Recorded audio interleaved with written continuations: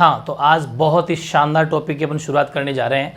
और ये जो टॉपिक आज स्टार्ट करने जा रहे हैं, आपने जहाँ कहीं से भी पढ़ा हो, पहले मेरी बात सुन लो, उसको डिलीट कर देना, ठीक है, और फिर ही पढ़ना। या फिर वही आधा अधूरा पढ़ना चाहते हो तो फिर इसको मत पढ़ना, ठीक है। प्रॉपर तरीके से बहुत ज़्यादा मेहनत करके इस टॉपिक को सजाया है, बिल्कुल सजाया है, ये सही वर्ड यूज़ किया है मैंने, बहुत ही शानदार तरीके से सजाया है। और ऐसा कोई एग्ज़ाम नहीं जहाँ यहाँ से क्वेश्चन आते नहीं, ठीक है। लेकिन हर तरह से बिल्कुल हल्के से हल्के लेवल से लेकर टॉप लेवल तक का क्वेश्चन राज्यपाल में बनता है, ठीक है। राज्यपाल और राष्ट्रपति यानी गवर्नर एंड प्रेसिडेंट दोनों के अंदर क्वेश्चन बहुत ज़्यादा घुमाए जाते हैं, ठीक है। लेकिन जो भी घुमाएगा वो आपके नोट्स को पूछ के घुमाएगा, ये तय है। बस मेरी बात को एक ही चीज़ ध्यान रखिए, आपका तन और मन दोनों एक जगह होना चाहिए, एक्यूरेट आपका ध्यान एक जगह होना चाहिए। और पहले मेरे को सुन लो, पूरी क्लास को सुन लो, 1 घंटे भर की जो भी क्लास है इसको बड़े ध्यान से सुन लो, उसके बाद में इसके प्रॉपर नोट्स बना लेना, ठीक है। बस एक ही कंडीशन है, ठीक है ना। बस पहले सुनो, बहुत ज़बरदस्त टॉपिक है, क्योंकि पॉलिटिकल साइंस आपकी लाइफ में एग्ज़ामों में तो आती आती है, प्लस कभी आप आगे सिविल सर्विसेज की प्रिपरेशन करोगे तो उन एग्ज़ाम में भी ये हूबहू क्वेश्चन आपके मेंस में आएंगे, डिट्टो यहीं से लिख देना भलाई।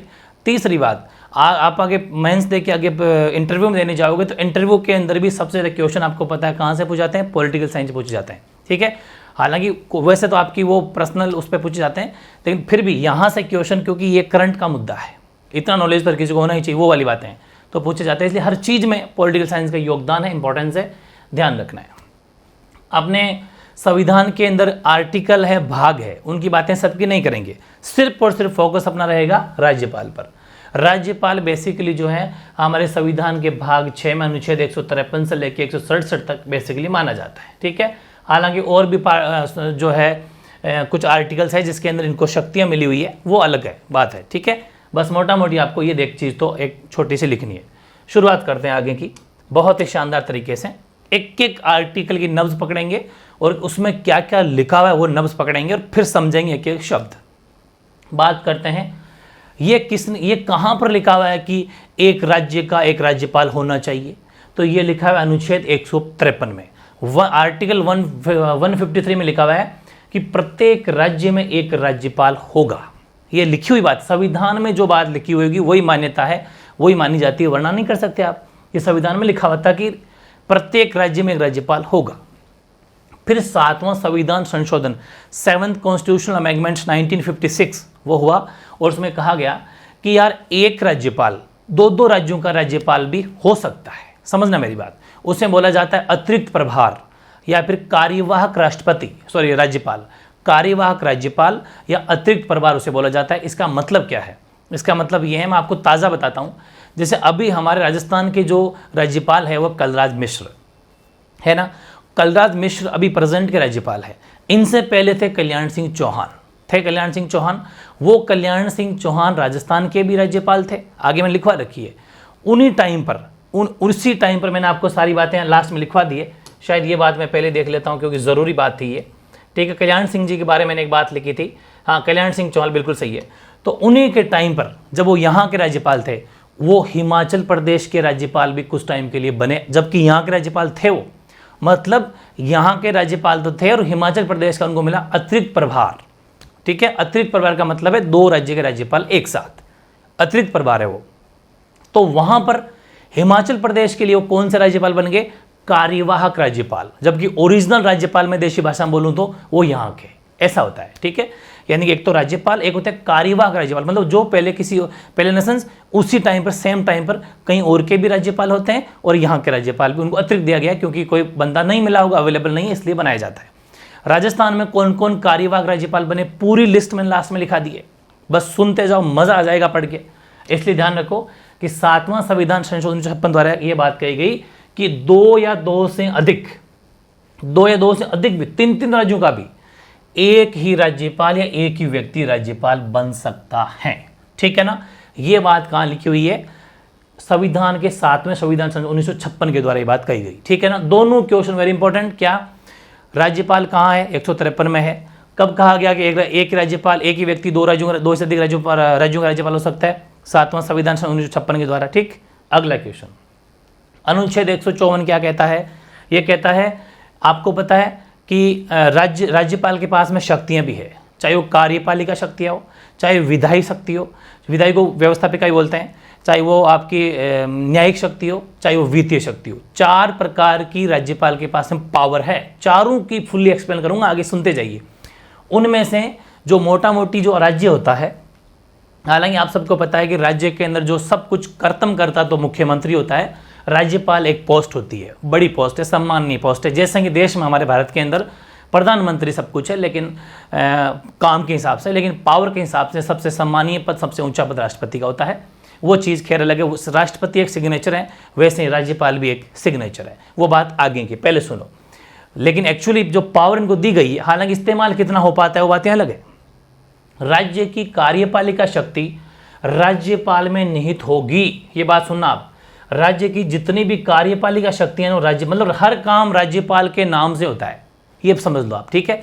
तो राज्य की कार्यपालिका शक्ति राज्यपाल में निहित होगी और वह इनका प्रयोग संविधान के अनुसार, लाइन का यूज देखना मैंने क्या लैंग्वेज यूज की है, और वह इनका प्रयोग संविधान के अनुसार या तो स्वयं करेगा या अपने अधीनस्थों द्वारा करवाएगा। ये है मेन चीज, ठीक है। अधीनस्थ का मतलब है इनके नीचे आने वाले मंत्री, ठीक है, हो सकता है अधिकारीगण, जो भी हो, उन अपने अधीनस्थ जो भी नीचे अंडर में काम करते हैं उनसे करवा सकता है। एक्चुअल में ये 154 में लिखा हुआ है। हालांकि जब अपन राज्यपाल की कार्यपालिका शक्तियां पढ़ेंगे तब भी इस 154 का फिर से उल्लेख करेंगे, क्योंकि ये कार्यपालिका शक्ति राज्यपाल को किसने दी? 154 ने दी। समझ आ गई ना? एग्जाम में राज्यपाल को, राष्ट्रपति मुझे नाम आ जाता होगा, राज्यपाल है, सॉरी।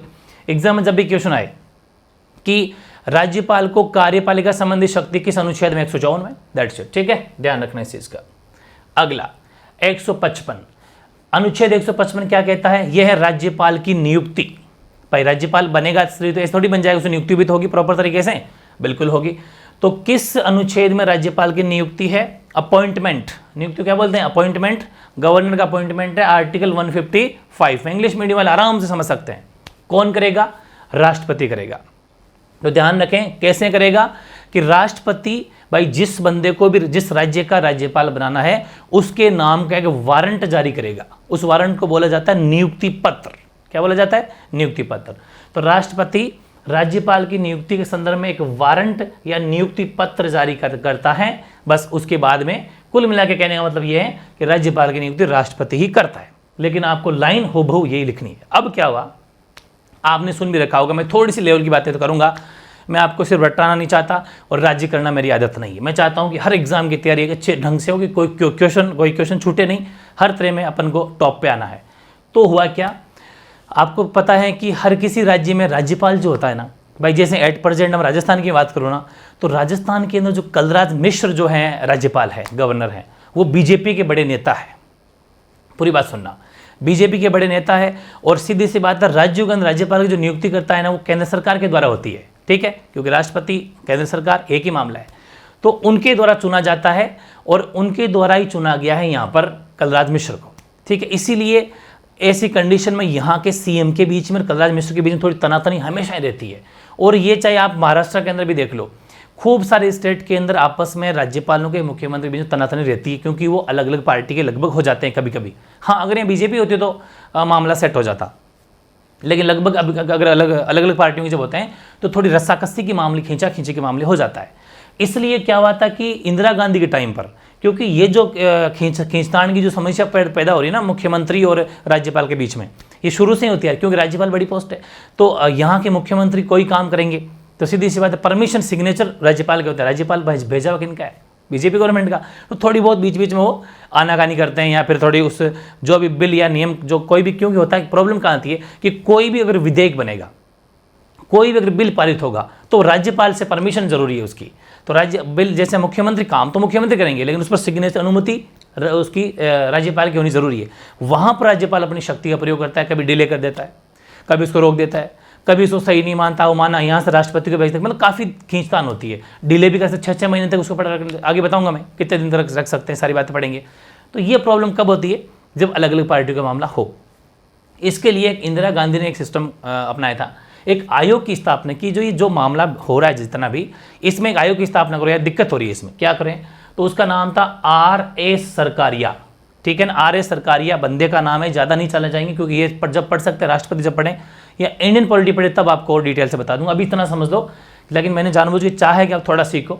आर एस सरकारिया की अध्यक्षता में 1983 में इंदिरा गांधी ने एक आयोग की स्थापना की थी, जो कि पहला आयोग है, फर्स्ट आयोग की स्थापना की थी, उसको गठित किया था। और उसने अपनी रिपोर्ट दी थी 1987 में। और रिपोर्ट में क्या कहा, यह कहा कि सक्रिय राजनीतिज्ञों को इस पद पर नियुक्ति नहीं होनी चाहिए, यानी कि जो एट प्रेजेंट राजनीति में है उनकी नियुक्ति इस पद के ऊपर नहीं होनी चाहिए, क्योंकि अगर वो होता है ना तो फिर दिक्कत करता है, बार बार पैदा करता है, क्योंकि वो पॉलिटिशियन है।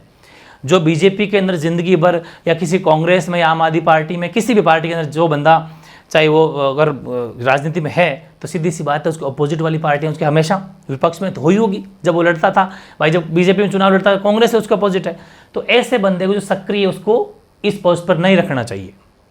दूसरी बात यह भी कहा कि मुख्यमंत्री या जो सीएम होते हैं उनसे विचार विमर्श किया जाना चाहिए थोड़ा बहुत, कि भाई हम आपके यहाँ इस बंदे को राज्यपाल बना रहे हैं, आपकी क्या राय है, ये बंदा सही है, मतलब ऐसा। हालांकि ये सब दोनों ही बातें औपचारिक है, ये क्या है, दोनों ही बातें मात्र एक परंपरा है, हकीकत इनमें कुछ भी नहीं है, ओनली परंपरा। लेकिन समझना पड़ेगा, आर एस सरकारिया की रिपोर्ट ये थी, इस इंदिरा गांधी ने जो आयोग बनाया था, इस आयोग की ये बातें जरूर थी, लेकिन इस पर कोई आप समझते हो ऐसा होता कुछ भी नहीं एट प्रेजेंट। मैंने अभी कलराज मिश्र कहा ना, ये सक्रिय राजनीति के ही तो थे, है ना।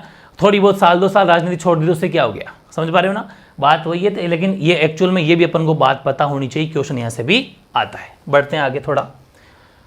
156 के अंदर राज्यपाल का कार्यकाल, कि राज्यपाल कितने टाइम तक रहेगा। लेकिन यहाँ बहुत ज़्यादा इंपॉर्टेंट मुद्दा है, मेरी बातों को ध्यान से सुन लेना, गलती पक्की होगी लेकिन सुनना। मैंने कहा था ना, आपका तन और मन एक्टिव रहना चाहिए इस आज के टॉपिक में। क्या राज्यपाल का टेन्योर, कार्यकाल क्या बोलते हैं, टेन्योर, या फिर हिंदी में एक वर्ड होता है पदावधि, पद की अवधि, कितने अवधि तक वो राज्यपाल बना रहेगा, ठीक है, ओके। सामान्यतः 5 वर्ष, क्या कहा मैंने, सामान्यतः 5 वर्ष। बट, बहुत बड़ा बट लिखा है, इस बट का मतलब क्या है, राष्ट्रपति के प्रसाद पर्यंत, बहुत बड़ी चीज है। एग्जाम में अगर क्वेश्चन आए, ध्यान से सुनना पूरी बात, एग्जाम में क्वेश्चन आए कि राज्यपाल का कार्यकाल होता है, ये आए, और फर्स्ट ऑप्शन में आए 5 वर्ष, सेकंड ऑप्शन में आए राष्ट्रपति के प्रसाद पर्यंत, तो ध्यान रखें बी इज करेक्ट आंसर। वो सामान्य 5 वर्ष है, लेकिन राष्ट्रपति जी का जब मन करे तब राज्यपाल महोदय को हटा सकते हैं, बर्खास्त कर सकते हैं। राष्ट्रपति के प्रसाद पर्यंत को आपको वरीयता देनी है, ध्यान रख लेना। क्वेश्चन एक बार नहीं 100 बार पूछा गया है, ठीक है, तो ध्यान रखें, सामान्यतया 5 वर्ष, बट राष्ट्रपति के प्रसाद पर्यंत को वरीयता देनी, दोनों अगर आते हैं तब, या किसी एक आता है तो फिर तो कोई प्रॉब्लम ही नहीं है। अब बात आपके दिमाग में आ रही होगी कि सर ठीक है राष्ट्रपति हटा देता है, लेकिन क्या राज्यपाल को हटाने का अधिकार नहीं है क्या, तो यहाँ पर संविधान मौन है। मौन का मतलब है संविधान में कुछ भी उल्लेखित नहीं है, राज्यपाल को हटाने का अधिकार आगे कुछ भी नहीं लिखा हो, मतलब संविधान मौन है। ऐसी वर्ड शब्दावली का प्रयोग आपको भी करना है आगे बड़े होके, कि राज्यपाल के हटाने के अधिकार संबंधी, राज्यपाल को हटाने संबंधी कोई बात में संविधान मौन है, ठीक है, वेरी इंपॉर्टेंट। अब मैंने नोट लिखे, नोट नहीं है, सीधे सीधे क्वेश्चन है, यूं क्वेश्चन आएंगे लाइन से। क्या है कि राष्ट्रपति राज्यपाल का स्थानांतरण यानी कि ट्रांसफर भी कर सकता है, बट स्थानांतरण के दौरान वहां की शेष अवधि के लिए ही होगा। समझे, कि जैसे कि राष्ट्रपति है, उन्होंने किसी, जैसे कलराज मिश्र को यहाँ का राज्यपाल बना दिया राजस्थान का, वो चाहे तो इनका ट्रांसफर किसी और में भी कर सकते हैं, ठीक है, जैसे, लेकिन वो बात यही है क्या कि कर सकते हैं, लेकिन स्थानांतरण के दौरान वहां की शेष अवधि, जैसे राजस्थान के अंदर 2019 के अंदर कलराज मिश्र सितंबर 2019 के अंदर यहाँ के राज्यपाल बने। मेरी बात पूरी सुनना, 2019 की मैं अगर बात करूं तो 20, 21, 22, 23 और 24, ठीक है, यानी कि ये 2024 तक ये राज्यपाल रहेंगे। और आज सपोज 23वीं साल चल रही है, अगस्त का महीना है, अगर आज ही राज्यपाल ने कह दिया साहब कि कलराज मिश्र भाई साहब यहाँ से निकलो, आप ट्रांसफर होगा आपका, कहाँ होगा कि सपोज आपको बंगाल भेज दिया, कहीं पर भेज दिया, सपोज आपको हरियाणा भेज दिया, हरियाणा का राज्यपाल बनाएंगे, यहाँ से कर सकते हैं ट्रांसफर। लेकिन हरियाणा के अंदर राज्यपाल कितने टाइम तक रहेंगे, तो अब जितनी शेष अवधि राजस्थान में बच गई बस उतने टाइम पर शेष अवधि तक राज्यपाल की पोस्ट पर रहेंगे, ये ध्यान रखना, ठीक है, वेरी इंपॉर्टेंट है। ये वर्डिंग ऐसी की ऐसी आती है, ठीक है। अगला नोट क्या है, वेतन। अच्छा ये बात सही है, आपको पता है राष्ट्रपति को बहुत अच्छा वेतन मिलता है, 3.5 लाख रुपए प्रति माह मिलता है, 3.50 यानी 3,50,000 रुपए प्रति माह मिलता है। मुफ्त में आलीशान बंगला मिलता है, मतलब मुफ्त आवास मिलता है, गाड़ी घोड़े नौकर चाकर सब facility, well and trend facility, security for सब, समझ पा रहे हो। तो सुनो मेरी बात कि वेतन अब कैसे मिलेगा। सपोज ये क्वेश्चन अलग है कि अगर कहीं राज्यपाल को मतलब कहीं और बना दिया राज्यपाल, और यहाँ ऐसा मान लो कि जब कार्यवाहक राज्यपाल बनता है, यहाँ का भी राज्यपाल है वहाँ का भी राज्यपाल है, 2 राज्यों के राज्यपाल है सपोज, ठीक है, बंदा एक ही है, तो फिर यहाँ पर जो सैलरी इनको प्रति माह मिलती है, क्योंकि ये पैसा राज्य का ही होता है, तो फिर वो परसेंटेज फिक्स कर सकता है, वो राष्ट्रपति पर डिपेंड करता है कि वो राष्ट्रपति महोदय कितना करते हैं। कि सपोज कलराज मिश्र राजस्थान के भी हैं और सपोज ये पंजाब के बन जाए, तो फिर राष्ट्रपति ने कह दिया कि भाई 50-50 कर लो, या फिर हो सकता है 60-40 कर लो, 60-40 कर लो, कुछ भी 55-45 कर लो, कुछ भी हो सकता है। वो रेशो सैलरी का रेशो यानी कि वेतन के अनुपात का निर्धारण राष्ट्रपति करेंगे, ये राष्ट्रपति पर डिपेंड है। एक आपके मन में डाउट आ रहा होगा कि सर ये रिटायरमेंट नहीं लेते क्या राज्यपाल महोदय। नहीं, सेवानिवृत्ति की कोई उम्र नहीं होती है राज्यपाल की, ठीक है ना। आराम से अपने दादाजी डोकरे बन जाओ, आराम से बनते जाओ और कोई दिक्कत नहीं, पूरे 5 साल तक रहेंगे, सेवानिवृत्ति की कोई एज नहीं है। ध्यान, जैसे गवर्नमेंट नौकरी है 58 साल या 60 साल के बाद में रिटायरमेंट लेना पड़ता है, लेकिन इनके ऐसा कुछ भी नहीं है, कभी भी बनो हट जाओ कोई दिक्कत नहीं, ठीक है ना। बस 35 साल से ऊपर होने चाहिए, समझ में आ गई ना। ओके, यानी कि 35 साल की उम्र पूरी करे हुए होनी चाहिए, बाकी ऊपरस तो आने दो पड़े, ठीक है ना, चलेगा। एक बात ये आपके मन में ये भी तो आ रहा होगा कि राज्यपाल का मन भर गया खुद का कि चलो यार बहुत है, अब मुझे नहीं, पूरी 5 साल नहीं करूँगा मैं तो इस्तीफा दूंगा। दे दो, किसको, राष्ट्रपति को। तो राज्यपाल राष्ट्रपति को त्याग पत्र देंगे, ठीक है। ये भी साइड इफेक्ट लिख लेना, वेरी इंपॉर्टेंट है, क्योंकि एग्जाम में क्वेश्चन कैसा आता है कि राज्यपाल अपना इस्तीफा या त्याग पत्र देते हैं सुप्रीम कोर्ट के मतलब चीफ जस्टिस ऑफ इंडिया को, मुख्य न्यायाधीश को, राज्य के मुख्य न्यायाधीश को, हाई कोर्ट के मुख्य न्यायाधीश को, या फिर राष्ट्रपति को, प्रधानमंत्री को, ऐसे ऑप्शन आते हैं। ध्यान रखें, सिर्फ राज्यपाल राष्ट्रपति को ही अपना जो इस्तीफा त्याग पत्र देंगे, ठीक है, ध्यान रखें। अगला क्या है, 157 आर्टिकल 157 क्या कहता है, इसमें है राज्यपाल की योग्यताएं।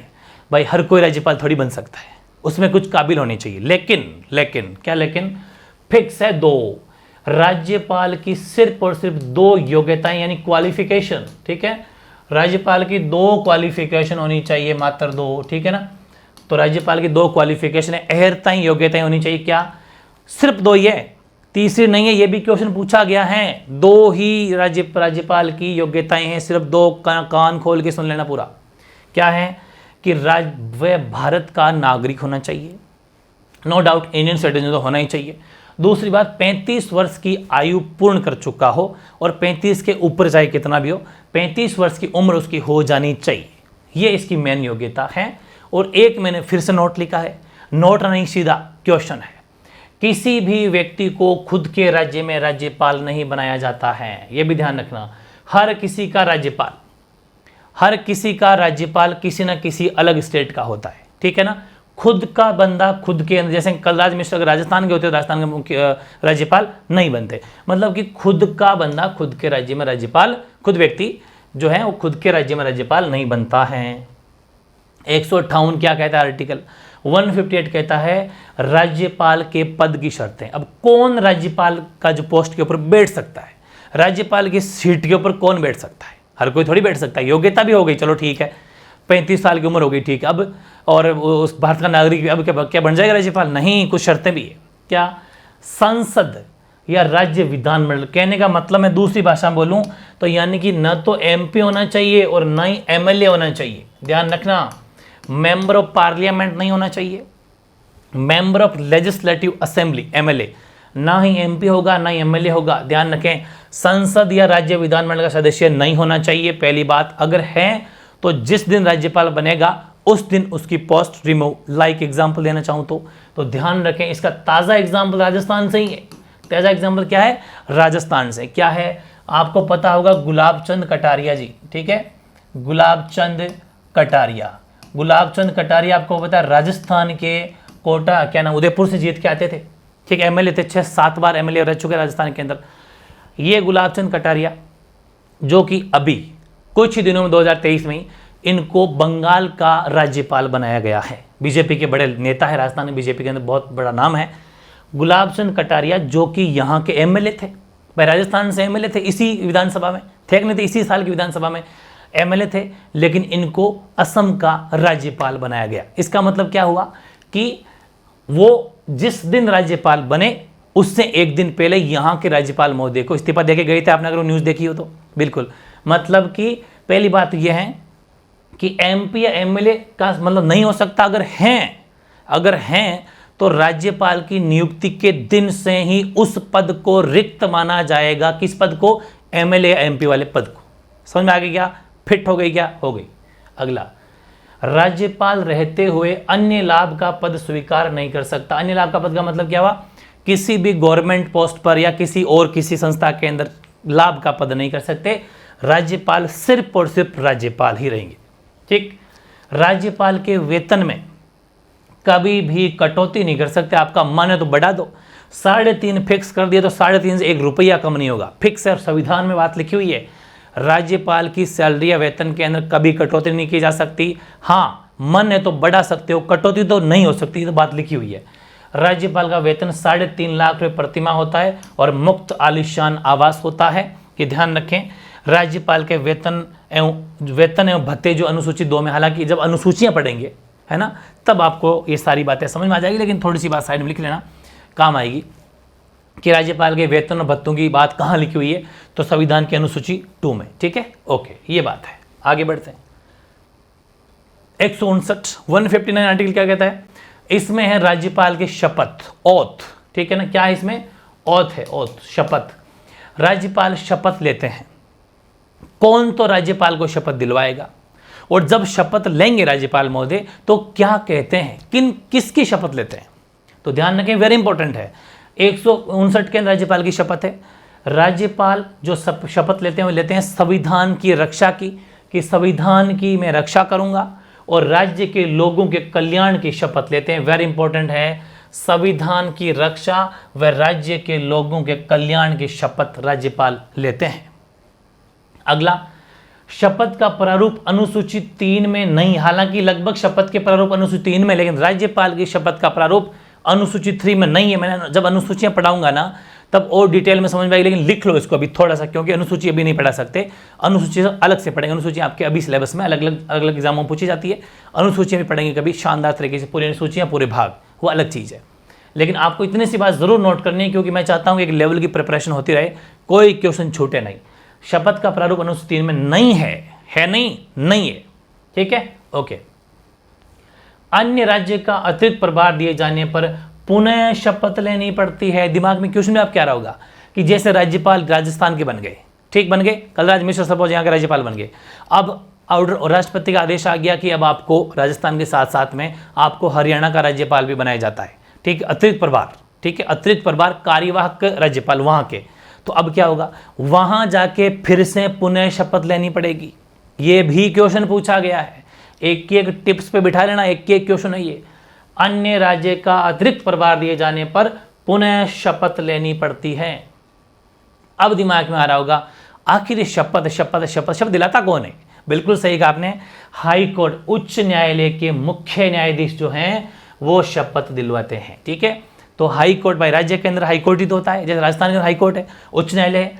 देखो सुप्रीम कोर्ट को बोला जाता है उच्चतम न्यायालय, सर्वोच्च न्यायालय या फिर उच्चतम न्यायालय, दोनों नाम सही है, उच्चतम या सर्वोच्च, वो तो होता है सुप्रीम कोर्ट, हाई कोर्ट होता है उच्च न्यायालय, ठीक है ना। तो उच्च न्यायालय के जो चीफ जस्टिस है, मुख्य न्यायाधीश जो हैं, वो राज्यपाल महोदय को शपथ दिलवाते हैं। बहुत ही तक नोट जितने भी है ना वो बहुत ज़्यादा महंगी बातें हैं। राज्यपाल की अनुपस्थिति में अगर सपोज राज्यपाल महोदय की तबीयत खराब है और कुछ भी कारण हो सकता है, वो एब्सेंट है, अब उस गद्दी पर कौन बैठेगा? जब गद्दी पर कोई नहीं बैठेगा, लेकिन वो प्रभार या ताकत किसके पास में रहेगी? तो राज्यपाल की अनुपस्थिति में उसके दायित्वों का निर्वहन हाई कोर्ट के मुख्य न्यायाधीश, जो कि इनको शपथ दिलवाते हैं ना, हाँ वही हाई कोर्ट के मुख्य न्यायाधीश करता है। समझ में आ गई? अगर राज्यपाल अनुपस्थित हैं तो उनकी फिर जो भी उनके दायित्वों का रिस्पॉन्सिबिलिटी निभाएगा या उनके काम कौन संभालेगा, तो वो संभालेगा हाई कोर्ट के मुख्य न्यायाधीश। बहुत तगड़ी बात है, सीधा सीधा क्वेश्चन है ये। अगली बात, हाई कोर्ट के मुख्य न्यायाधीश की अनुपस्थिति में अब बताओ अब जैसे यहाँ आपने एक बात लिखी कि हाई कोर्ट के मुख्य न्यायाधीश जो हैं वो इनको शपथ दिलवाते हैं, ये इन्हीं से लिखी हुई बात, इन्हीं से वापस जोड़ना इसको। एक ये दोनों एक चाहो तो आप एक साथ लिख लेना, इसके बाद में ये लिख लेना, उसके बाद ये लिखना ज़्यादा बढ़िया रहेगा, क्योंकि इसी के लिए बात लिखी है मैंने कि आपने अपने क्या बात लिखी कि हाई कोर्ट के मुख्य न्यायाधीश राज्यपाल को शपथ दिलाते हैं। सपोज शपथ के दिन, क्योंकि शपथ की तारीख तो फिक्स होती है, और सपोज शपथ के दिन हाई कोर्ट के मुख्य न्यायाधीश जो है वो नहीं है, अनुपस्थित है। अब क्या होगा, हाई कोर्ट के मुख्य न्यायाधीश की अनुपस्थिति में जो अन्य वरिष्ठ जो न्यायाधीश है, जो भी वरिष्ठ सीनियर जो जज है, वो राज्यपाल को शपथ दिलवाते हैं। आगे समझ में? वेरी गुड, बहुत ही डिफरेंट नोट्स है, बहुत इंपॉर्टेंट नोट है, ये भी लिख लेना इसको। अब है आर्टिकल 361। 361 क्या कहता है? ये है राज्यपाल को विशेष संरक्षण देता है। विशेष संरक्षण का मतलब समझ में आया आपके? बहुत बड़ी चीज है ये 361। विशेष संरक्षण का मतलब है कुछ स्पेशल पावर, कुछ स्पेशल प्रोटेक्शन। क्या करता है कि पद पर रहते हुए, राज्यपाल अगर पोस्ट पर है तो पद पर रहते हुए भारत का, पूरे देश का कोई भी न्यायालय राज्यपाल को नोटिस जारी नहीं कर सकता, ठीक है ना। और नोटिस जारी का मतलब किसी भी तरह का नोटिस कि राज्यपाल महोदय आपने गलती कर दी, कोई भी राज्यपाल किस पद पर रहते हुए कोई भी न्यायालय नोटिस जारी नहीं कर सकता, गिरफ्तारी का भी नोटिस जारी नहीं कर सकता। ये भी ध्यान रखना, वे विशेष संरक्षण है राज्यपाल को। लेकिन आप दिमाग में नेगेटिव विचार मत लाना कि किसी को मार दे तो और फिर ऐसा कुछ भी नहीं होता है, ऐसा कुछ भी नहीं कर सकते। पद पर रहते हुए भारत का कोई भी न्यायालय राज्यपाल को नोटिस जारी नहीं कर सकता। गिरफ्तारी पर कोई गलत काम कर भी लिया है, गिरफ्तारी तो भी गिरफ्तारी का भी नहीं। जो भी कार्रवाई होगी पोस्ट के बाद होगी। हालांकि राष्ट्रपति के पास में पावर है पद से रिमूव करने की, तो वो आप समझ के प्रोसेस, ज़्यादा होगा तो पोस्ट हटा दिया जाएगा और उसके बाद में कार्रवाई शुरू होगी। लेकिन राज्यपाल पोस्ट पर रहते हुए नहीं कर सकते। हाँ, कुछ दीवानी मामले होते हैं ना, जिसे अपन पढ़े दीवानी मामले, सैनिक मामले, वो अपन पहले पढ़े थे। तो दीवानी मामलों के अंदर जो कि छोटे मामले होते हैं, उनमें अगर कोई छोटे मोटे मामला, केस, मुकदमा किसी का आया तो कोर्ट के अंदर, फिर वहाँ अगर बात पहुँची, तो दीवानी मामलों में 2 महीने की पूर्व सूचना पर पूछताछ की जा सकती है। वो भी 2 महीने की पहले पूर्व सूचना देनी पड़ेगी। पहले सूचना देंगे कि राज्यपाल महोदय हम आपसे कोई पूछताछ करना चाहते हैं, तो 2 महीने पहले आप 2 महीने पहले सूचना दो, फिर राज्यपाल महोदय आएंगे और आपको थोड़ी बहुत आपकी सुनवाई कर सकते हैं, वरना नो। ठीक है। अब आप सोचेंगे ऐसा संरक्षण और किन किन को है, तो ऐसा संरक्षण इंडिया के अंदर सिर्फ और सिर्फ राष्ट्रपति को है और राज्यपाल को, इन 2 को ही है। ठीक है। पहले राजप्रमुख, हालांकि उसको भी था लेकिन वो तो पोस्ट अब रही नहीं। तो राष्ट्रपति और राज्यपाल को जो है ये वाला संरक्षण है, राज्यपाल जो विशेष संरक्षण मिलता है, लेकिन उपराज्यपाल को नहीं। ये ध्यान रखें, उपराष्ट्रपति को भी नहीं, उपराज्यपाल को सिर्फ और सिर्फ राष्ट्रपति और राज्यपाल। बहुत बड़ी चीज़ है ये पूछा गया क्वेश्चन, ध्यान रखना। ठीक है। राष्ट्रपति और राज्यपाल को उपराज्यपाल या उपराष्ट्रपति को ये ये उपराष्ट्रपति है यार, मैं उपराज्यपाल लिख दिया यहाँ पर, ये उपराष्ट्रपति है, उपराज्यपाल, उपराष्ट्रपति है, उपराज्यपाल तो होता ही नहीं है, ध्यान रखें। उपराष्ट्रपति को नहीं, ये वेरी इंपॉर्टेंट फैक्ट था जो आपको साइड में लिखना है। ठीक है। आगे बढ़ते हैं। अब मैंने कहा राष्ट्रपति की शक्तियां, बस अगली हेडिंग लगाओ, राष्ट्रपति की शक्तियां, पावर्स ऑफ प्रेसिडेंट।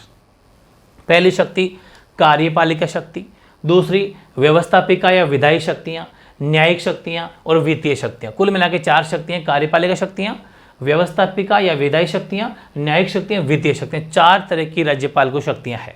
एक एक का पोस्टमार्टम करेंगे। पहली शक्ति है कार्यपालिका की शक्तियां। अपन ने पहले ही बताया था 154 में, मैंने आपको बताया था 154 में, बिल्कुल बताया था। देखो अगर शुरू में मैं अगर बात करूं 154, 154, ये 56, ये 55 और ये 54, यहाँ कहा था मैंने कि राज्य की कार्यपालिका जो भी शक्ति होगी वो राज्यपाल में नियुक्त होगी। बस वही बात है, ये यहीं से इसको परमिशन मिली है, तो उस चीज़ को भी आप आपस में यहाँ पर लिंक करवा सकते हो। ठीक है। और अपन आगे बढ़ेंगे यहाँ से। कार्यपालिका शक्तियाँ 154 तो पढ़ चुके, वो भी इसी का पार्ट है, चाहो तो यहाँ पर भी लिख सकते हो उसको, लेकिन एक जगह लिख दिया कोई दिक्कत नहीं है। 156 में क्या बात कही है अनुच्छेद में कि राज्य के सभी कार्य राज्यपाल के नाम से किए जाएंगे। यह आर्टिकल 156 में लिखी हुई बात है। ठीक है। आर्टिकल 156 में एक बात और भी लिखी हुई जो अपन पहले पढ़ चुके। आप ये मत सोचना कि एक चीज़ एक ही होती है, आर्टिकल में बहुत सारी बातें लिखी होती है। जैसे 156 में राज्यपाल का कार्यकाल था, बिल्कुल सही है, कार्यकाल भी है। और 156 के अंदर राज्य के सभी कार्य राज्यपाल के नाम से किए जाएंगे, ये भी लिखा हुआ है। जितने भी काम, मतलब अगर किसी अन्य राज्य के साथ में कोई संधि करनी हो, कोई समझौता करना हो, किसी से कोई भी काम करना हो, तो राज्यपाल की परमिशन, कोई भी कानून बनाना तो राज्यपाल की परमिशन, ठीक है, ओके। 163 क्या कहता है, ये सारी कार्यपालिका की शक्ति है, मतलब ऑफिशियल क्या क्या काम करता है राज्यपाल, पावर वो सारी है। 163 में राज्यपाल को सहायता व एडवाइस, सलाह देने के लिए एक मंत्री परिषद होगी, जैसा कि हर राज्य मंत्री परिषद होती है। भाई राजस्थान की मैं अगर बात करूं तो हमारे एक मुख्यमंत्री, हर राज्य में एक मुख्यमंत्री होता है और उसकी एक मंत्री परिषद होती है। जैसे कि यहाँ के 15% को मंत्री बनाना पड़ता है, वो सारे मंत्री मिलकर मंत्री परिषद होती है, और मंत्री परिषद का हेड कौन होता है, सीएम, समझ गए ना भाई। जैसे राजस्थान के अंदर 15% मंत्री बनाएंगे तो 30 मंत्री बनेंगे, क्योंकि 200 MLA, 15% का रूल है ये, तो 30 तो बन गए मंत्री, प्लस खुद एक मुख्यमंत्री जो है वो उनका मेन हेड है, ठीक है। वो तो ध्यान रखें, राज्यपाल को सहायता व सलाह देने के लिए एक मंत्री परिषद होगी, और मंत्री परिषद का जो प्रमुख या हेड होता है वो चीफ मिनिस्टर यानी सीएम, मुख्यमंत्री होगा। ये बात 163 में है कि ये सभी जने राज्यपाल को एडवाइज सलाह देंगे, और क्योंकि राज्यपाल तो मैंने कहा ना सिर्फ सिग्नेचर है, ये सब कहेंगे वैसा राज्यपाल काम करेंगे। वो अलग बात है कि स्व विवेक की शक्तियां भी इनके पास में है, अपने स्व विवेक से भी कर सकते हैं, लेकिन बेसिकली ये 163 का आप जरूर ध्यान रखना। आगे क्या है, नोट लिखा है मैंने, राज्यपाल अपनी स्व विवेकीय शक्तियों को छोड़कर इस मंत्री परिषद की, जो कि मैंने भी लिखा है ना आपको, इस मंत्री परिषद की सलाह पर ही कार्य करेगा। लेकिन कुछ इसको स्व विवेकीय शक्तियां हैं, मतलब अपने माइंड से कुछ आप ये कर सकता है चाहे तो, उसे बोलते हैं स्व विवेकीय शक्तियां। यहां से एक बहुत बड़ा क्वेश्चन उठता है, क्या इसका मतलब क्या हुआ? इसका मतलब यह हुआ कि राज्यपाल को स्व विवेकीय शक्तियां प्राप्त है, बिल्कुल है। तो देखो इसका मतलब यह हुआ कि मतलब राज्यपाल को स्व विवेकीय शक्तियां प्राप्त है संविधान द्वारा, यह भी ध्यान रखना। इसका मतलब यह है कि राज्यपाल को संविधान द्वारा, कॉन्स्टिट्यूशन के द्वारा स्व विवेकीय शक्तियां, मतलब अपने माइंड से सोच के फैसला ले, स्व विवेकीय शक्तियां प्राप्त है। बट क्यों लिखा, उसके पीछे कारण है। लेकिन राष्ट्रपति, इतनी बड़ी पोस्ट है भारत की, राष्ट्रपति को स्व विवेकीय शक्तियां तो प्राप्त है, लेकिन संविधान में उल्लेखित नहीं है। यह बहुत बड़ी बात है, इसको हाईलाइट करके लिख लेना, बहुत ही बड़ी बात है। ऐसे क्वेश्चन आते हैं कि निम्न में से कौन सा कथन सही और कौन सा कथन गलत है, ठीक है। तो राज्यपाल को स्व विवेकीय शक्तियां प्राप्त है, संविधान में उल्लेखित है। राष्ट्रपति को भी स्व विवेकीय शक्तियां तो प्राप्त है, स्व विवेकीय, लेकिन स्व विवेकीय शक्तियां प्राप्त होने की ये जो उल्लेखित है वो संविधान में उल्लेखित नहीं है राष्ट्रपति के लिए, ठीक है, ओके। अगला जो आर्टिकल आता है वह है 164। इसमें क्या है कि राज्यपाल मुख्यमंत्री की नियुक्ति करेगा। कैसे? कि जैसे कि अभी 2024 में राजस्थान में चुनाव होंगे और नई विधानसभा बैठेगी, 200 MLA जीत के आएंगे ना, 200 MLA जीत के आएंगे। जिस भी पार्टी का वो क्या बोलते हैं, अगर जिस भी पार्टी अगर ज़्यादा MLA होंगे, ठीक है, जो सीधी सी बात है वो सदन का नेता होगा। उसे क्या बोलते हैं भाई, जैसे अगर कांग्रेस है, कांग्रेस 100+ MLA जीत के आती है, तो राज्यपाल महोदय कहेंगे हाँ भाई अपनी पार्टी का आपका सदन का नेता कौन होगा, मतलब आप सभी मिलकर किसको चुनना चाहते हो, तो वो कह देंगे साहब इसको, उनमें से किसी एक को मुख्यमंत्री की शपथ दिला देंगे, किसी भी पार्टी का, ठीक है। वो डिपेंड करता है कि वो 50+1 आना चाहिए, ठीक है। और अलग अलग पार्टियां टूट के आ जाती है, हो सकता है 80 MLA में सरकार बन जाए। कैसे कि भाई राजस्थान के अंदर 2-3 पार्टियां अभी मौजूद हैं, ठीक है, बीजेपी के अलग है, कांग्रेस अलग है, एक RLP है, और 2-3 पार्टियां छोटी मोटी और भी है। तो ये सब बहुजन समाजवादी पार्टी भी है, बसपा से बोलते हैं। ये डिफरेंट पार्टियां, किसी के 10 आ जाते हैं, किसी 15 आ जाते हैं, किसी 20, तो हो सकता है कि 80 वाला जीत जाए, है ना, क्योंकि गारंटी तो बिखरा हो गया ना MLA का। तो ध्यान रखें, उनमें से जो भी सदन का नेता होगा, जिसकी भी मतलब सरकार के में ज़्यादा MLA होंगे, वो राज्यपाल उसको मुख्यमंत्री की नियुक्ति करेगा। नोट, CM की अनुशंसा पर राज्यपाल मंत्रियों की नियुक्ति। फिर इसके बाद में देखो कि चलो मुख्यमंत्री चुन लिया, मुख्यमंत्री खुद अपनी मंत्री परिषद तैयार करेंगे, ये तो आपको पता है ना। मुख्यमंत्री अपनी एक मंत्री परिषद में, कैबिनेट उसे बोला जाता है, कैबिनेट मतलब 30 मंत्री, ठीक है, 15%। मुख्यमंत्री महोदय अपने मंत्री तैयार करेंगे कि इन को शपथ दिलवानी है CM की अनुशंसा पर, तो CM उनको नाम लिख के दे देंगे राज्यपाल महोदय को, इनको आप शपथ दिलाओ। तो फिर राज्यपाल उन मंत्रियों की नियुक्ति व शपथ दिलाएंगे। ये भी ध्यान रखें, इस बात को मत भूल जाना, अपना दिमाग नहीं है, राज्यपाल के इतनी पावर नहीं है, सीएम की अनुशंसा पर, क्योंकि मुख्य अपनी कैबिनेट तैयार करने का हक या अधिकार मुख्यमंत्री को है और मुख्यमंत्री की अनुशंसा पर ही राज्यपाल मंत्री नियुक्ति शपथ दिलाएंगे। अगला एक नोट लिखा है, सभी मंत्री, भाई जो भी मंत्री बने, सभी मंत्री पर्सनली व्यक्तिगत रूप से राज्यपाल के प्रति उत्तरदायी हैं और अगर उनका मन हो गया कि नहीं मुझे मंत्री पद से इस्तीफा देना है तो वो राज्यपाल को संबोधित करते हुए इस्तीफा देंगे, मतलब अपने इस्तीफा राज्यपाल महोदय को जाके सुपुर्द कर देंगे और उनको उसी दिन से पद से मुक्त मान लिया जाएगा अगर इस्तीफा स्वीकार कर लिया जाता है तो। ओके, अनुच्छेद 166, ध्यान रखें सारे अनुच्छेद कौन से हैं, ये सारे के सारे वो अनुच्छेद हैं जो राज्यपाल की कार्यपालिका शक्ति के अंतर्गत आते हैं। कहाँ से शुरू हुई थी कार्यपालिका शक्ति, तो ध्यान रखें राज्यपाल की कार्यपालिका शक्ति यहाँ शुरू हुई थी। 156 भी कार्यपालिका शक्ति में आता है, 163 भी आता है और 164 भी आता है, 166 भी आता है, 167 भी आता है। ठीक है, 166 क्या कहता है कि जब मंत्रियों के विभागों का आवंटन होगा तो आवंटन तो चलो सीएम करेंगे, कैसे कि किस मंत्री को खेल मंत्री बनाना है, किसको शिक्षा मंत्री बनाना है, किसको चिकित्सा मंत्री बनाना है, किसको रोड मंत्री, मतलब ये पर्यटन जो भी क्या बोलते हैं उसको, इस मंत्री बनाना है। ये सब डिफरेंट जो भी मतलब इनको मंत्री बनाया जाएगा, उनके विभागों का बंटवारा या आवंटन तो मुख्यमंत्री करेंगे, वो तो उनके हाथ में है किसको कौन सा मंत्री, किसको गृह मंत्री बनाना है, किसको होम मिनिस्टर बनाना है। लेकिन उस कार्य आवंटन के जो नियम बनाने हैं कि भाई ऐसा नहीं है कि आप अपने इस पद का गलत इस्तेमाल करो, इस इतना ही पैसा लगाना, सारी डिटेल मुझे देनी चाहिए, मतलब उसके नियम अगर कोई बनाएगा तो राज्यपाल महोदय इसके नियम बनाएंगे। ध्यान रखें शब्दों पर फेर है, जब मंत्रियों के विभागों का आवंटन किया जाएगा वो तो आवंटन तो सीएम करेंगे, तब कार्य के आवंटन के जो नियम है वो राज्यपाल ही बनाएंगे। ये शक्ति भी राज्यपाल की कार्यपालिका संबंधी शक्ति है जो 166 के द्वारा मिली हुई है।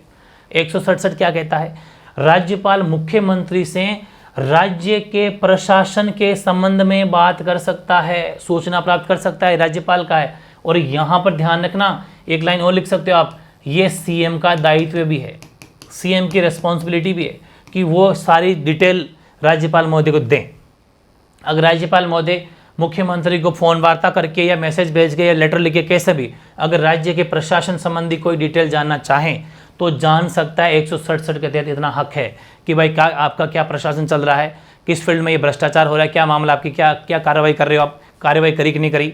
ये अभी स्कूलों के अंदर बच्चे जो स्कूलों में सॉरी ये जो बच्चों के एग्जाम हो रहे हैं, सब पेपर आउट हो रहे हैं, आपका क्या मामला है, आपकी प्रशासन की तरफ से क्या कड़े कदम उठाए गए हैं, ये सारी बातें मतलब राज्यपाल उस मुख्यमंत्री से जान सकता है। और सीएम का दायित्व भी है, एग्जाम में क्वेश्चन आ जाएगी 167 में सीएम का दायित्व है राज्यपाल के प्रति, बिल्कुल, तो मुख्यमंत्री का दायित्व राज्यपाल के प्रति है कि वो सूचना सारी दें। ठीक है, ओके। आगे क्या है, 316 डिफरेंट आर्टिकल है ना, सब आर्टिकल से अलग अलग ये सारी कार्यपालिका शक्ति हैं जिसके अंदर इन आर्टिकल में सारी कार्यपालिका शक्तियां राज्यपाल को प्रदान है। 316 कहता है राज्य लोक सेवा आयोग, राज्य सेवा मतलब क्योंकि राज्यपाल तो हर राज्य में होता है तो वहाँ का जो भी राज्य लोक सेवा आयोग, जैसे यहाँ पर अपने कौन आरपीएससी, जो आरएस का एग्जाम करवाती है ना आरपीएससी, और हालांकि एलडीसी के एग्जाम भी करवाती है, बहुत सारे एग्जाम करवाती है, सब इंस्पेक्टर एग्जाम करवाती है, सेकंड ग्रेड के एग्जाम करवाती है। तो राज्य लोक सेवा आयोग राजस्थान में उसे बोलते हैं आरपीएससी। ठीक है, राजस्थान पब्लिक सर्विस कमीशन। ठीक है, तो Rajasthan public service commission RPSC जो है उसके अध्यक्ष और सदस्यों की नियुक्ति भी राज्यपाल ही करते हैं। तो क्वेश्चन आप क्या है कि राज्यपाल अगर इनकी नियुक्ति करता है तो हटाएगा कौन, बट हटाएगा सिर्फ राष्ट्रपति, न कि राज्यपाल। विशेष फोकस ध्यान रखना, सिर्फ और सिर्फ राज्यपाल महोदय नियुक्ति करते हैं, हटाने का काम राष्ट्रपति का है।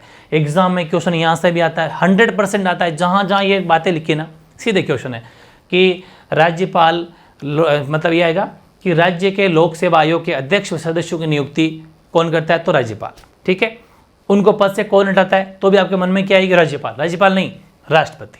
ठीक, हटाने का काम राष्ट्रपति का है, लगाने का काम राज्यपाल का है। अनुच्छेद 243 के 243 बोल दो चाहे 240, हालांकि आपको 243 याद रह जाएगा तो भी सही है, लेकिन और डीप में जाओगे क्योंकि आपको पता है आर्टिकल सब आर्टिकल भी 243 ए बी सी डी, वो तो खैर कभी आगे की बात है। 243 के में एक बात लिखी हुई है कि राज्यपाल राज्य निर्वाचन आयुक्त, जो चुनाव करवाते हैं ना निर्वाचन आयुक्त, तो राज्य निर्वाचन आयुक्त की भी नियुक्ति करेगा। ये बात किस में लिखी हुई है, 243 के। 165 क्या कहता है? महाधिवक्ता की नियुक्ति, जिसमें बोला जाता है एडवोकेट जनरल। ध्यान रखें, राज्य के अंदर महाधिवक्ता या एडवोकेट जनरल की नियुक्ति भी राज्यपाल करते हैं। सीधा सीधा क्वेश्चन है, ध्यान रखें। हालांकि नोट लिखा है राज्य में एक एडवोकेट जनरल या महाधिवक्ता होता है और उसकी नियुक्ति कौन करता है? हालांकि ये अलग टॉपिक है, महाधिवक्ता पर अलग से वीडियो बनेगा, हालांकि कोर्स में नहीं, अलग से कभी डिटेल में जानना तो बना दूंगा, वो बातें अलग है। अब सिर्फ राज्यपाल फोकस रखना है, लेकिन इतना से याद रखना है कि राज्यपाल नियुक्ति किन किन की करता है। तो राज्यपाल नियुक्ति आरपीएससी के चेयरमैन की करता है और उसके सदस्यों करता है, और राज्य निर्वाचन आयोग के उसकी करता है, और महाधिवक्ता की करता है। ठीक है, ओके, आगे चलो। आगे क्या बात है? राज्य मानवाधिकार आयोग। भाई राजस्थान के अंदर राज्य मानवाधिकार आयोग है, हालांकि अलग से वीडियो बनेगा इस पर, एक सेपरेट, इतना बड़ा टॉपिक है, लेकिन अपन को सिर्फ राज्यपाल से क्या क्वेश्चन निकालना है। राज्य मानवाधिकार आयोग जो कि 2000 में गठित हुआ था, उसमें एक सदस्य होता है और एक अध्यक्ष होता है, 2 सदस्य होते हैं। 3 जने हो गए ना, एक अध्यक्ष और 2 सदस्य, तीनों की नियुक्ति राज्यपाल करता है। मैं सीधा लिखवा देता कि मानवाधिकार, तो थोड़ा मजा नहीं आता। इसके साथ में आपको मानवाधिकार तो डिटेल भी याद होगी, क्या कि राज्य मानवाधिकार आयोग कब बना? 2000 में। उसमें एक अध्यक्ष होता है, 2 होता है, एक अध्यक्ष होता है, 2 सदस्य होते हैं, कुल 3 होते हैं। क्वेश्चन ये भी आता है कि राज्य मानवाधिकार में कुल कितने मेंबर होते हैं? 3 सदस्य, एक अध्यक्ष प्लस 2 सदस्य। तो ध्यान रखें, राज्यपाल तीनों की नियुक्ति करता है। ठीक, आगे आओ। आरटीआई एक्ट 2005 के तहत प्रत्येक राज्य में एक सूचना आयोग होगा, जो सूचना, जानते हो ना, सूचना आयोग जो सूचना कलेक्ट करता है, सूचना आयोग होगा। उसमें एक मुख्य सूचना आयुक्त होता है और 10 अन्य सूचना आयुक्त होते हैं। कुल मिला कितने? 11 के 11 की राज्यपाल नियुक्ति करता है। ठीक है, अगर मैं सीधा लिखवा देता तो मजा नहीं आता, लिखवाना चाहता तो मैं राजी कर सकता था कि सूचना आयोग के सदस्यों की नियुक्ति भी राज्यपाल करता है। ठीक है, लेकिन थोड़ा सा नॉलेज भी हो जाएगा साथ के साथ कि आरटीआई एक्ट 2005 के तहत हर राज्य में एक सूचना आयोग होगा, और उस सूचना आयोग के अंदर एक तो होता है सूचना आयुक्त और 10 होते हैं 10 अन्य सूचना आयुक्त होते हैं। उन 11 की 11 की नियुक्ति राज्यपाल महोदय करेंगे। यह भी राज्यपाल की कार्यपालिका ही शक्ति है, यह भी ध्यान रखना। पूछा जाता है कि राज्यपाल किसी भी राज्य में एक सूचना आयुक्त की नियुक्ति करता है, यह शक्ति कौन सी है? विधायी शक्ति, कार्यपालिका शक्ति, वित्तीय शक्ति, या फिर आपके कौन सी हो जाएगी? कौन सी बच गई? न्यायिक शक्ति। तो आंसर क्या होगा आपका? ये उसकी कार्यपालिका संबंधी शक्ति है। अगला क्वेश्चन, राजस्थान लोकायुक्त पढ़ेंगे आगे। हर टॉपिक अलग अलग क्वेश्चन है, सब लोकायुक्त अलग पढ़ा जाता है हर, लेकिन उतना अभी आपके सिलेबस में नहीं है। राजस्थान लोकायुक्त नियुक्ति राज्यपाल करता है। ठीक है, लोकायुक्त अलग पढ़ा जाता है, लोकायुक्त कौन होता है, क्या वो बातें राज्यपाल नहीं पढ़ी जाती है। इतना सा लिखा है कि राजस्थान लोकायुक्त हो, चाहे कोई सा भी, हर राज्य में लोकायुक्त होता है, तो राजस्थान के लोकायुक्त की नियुक्ति भी राज्यपाल करता है। ठीक है, और आपको पता है हर राज्य के अंदर विश्वविद्यालय, यूनिवर्सिटी होती है, जैसे यहाँ पर राजस्थान विश्वविद्यालय है, तो राज्य के विश्वविद्यालय के कुलपति जो भी होते हैं, है ना, कुलपति, भाई राज्य विश्वविद्यालय में कौन होते हैं? कुलपति। कुलपतियों की नियुक्ति भी राज्यपाल करता है, इसीलिए राज्यपाल क्या कहा जाता है? कुलाधिपति। विश्वविद्यालय का कुलाधिपति, मतलब सबसे बड़ी पोस्ट तो यही है, उसके बाद में कुलपति महोदय आते हैं। ये भी बहुत बड़ी चीज़ है, चाहे वो जोधपुर विश्वविद्यालय हो, चाहे उदयपुर विश्वविद्यालय हो, चाहे वो आपका जयपुर विश्वविद्यालय, कोई सा भी विश्वविद्यालय यूनिवर्सिटी हो, उनमें कुलपतियों की नियुक्ति राज्यपाल करते हैं, इसलिए राज्यपाल को विश्वविद्यालयों का कुलाधिपति कहा जाता है। Very important. अगला क्वेश्चन, राज्यपाल विधानसभा की बैठक को स्थगित नहीं कर सकता। ये कुछ अलग से नोट है, वो तो पावर तो होगी खत्म, अब कुछ 1-2 बातें और भी है। अगर विधानसभा की बैठक चल रही है तो राज्यपाल उसको स्थगित नहीं कर सकते, खत्म नहीं कर सकते, ये पावर विधानसभा के अध्यक्ष को है। ठीक है ना, विधानसभा अध्यक्ष जैसे कि भी हमारे राजस्थान के विधानसभा अध्यक्ष कौन है? सीपी जोशी। ठीक है, कानूनन राज्य सरकार का प्रमुख राज्यपाल होता है। एक्चुअल में अगर अपन कहें ना कि राज्य का, पूरी राज्य सरकार का प्रमुख कौन होता है, वैसे तो एक्चुअल में तो आपको पता है कामकाज करने में पावर के हिसाब से तो मुख्यमंत्री सब कुछ है, लेकिन कानून के हिसाब से, किताबों में, संविधान में तो राज्यपाल है। जैसा कि देश के अंदर आपको पता है प्रधानमंत्री सब कुछ है, लेकिन कानूनन राष्ट्रपति सबसे बड़ी पोस्ट है। ये भी नोट लिख लेना। अगला क्वेश्चन, नई हेडिंग लगानी है। नंबर 2, राज्यपाल की व्यवस्थापिका या विधायी शक्तियां। ठीक है, इसमें क्या है? पहली बात तो एक बहुत बड़ी चीज लिखी है मैंने, आर्टिकल 168। ये नहीं लिखता तो ये समझ में नहीं आता। ठीक है, 168 क्या कहता है? 168 में लिखा हुआ है राज्य विधान मंडल, ये बात लिखी हुई है। और उस राज्य विधानमंडल में आता कौन कौन है? राज्यपाल, विधानसभा और विधान परिषद। इसका मतलब ये व्यवस्थापिका के अंदर राज्य विधानमंडल लिखा और विधानमंडल के अंदर राज्यपाल को शामिल किया गया है। ध्यान रखें, राज्यपाल, फिर उस राज्य के अंदर विधानसभा होती है और किसी किसी राज्य में विधानसभा के साथ साथ में विधान परिषद भी होती है। हालांकि राजस्थान के अंदर गहलोत लगातार प्रयास कर रहे हैं विधान परिषद गठन करने में, लेकिन राजस्थान में विधान परिषद गठन अभी तक नहीं हुआ है।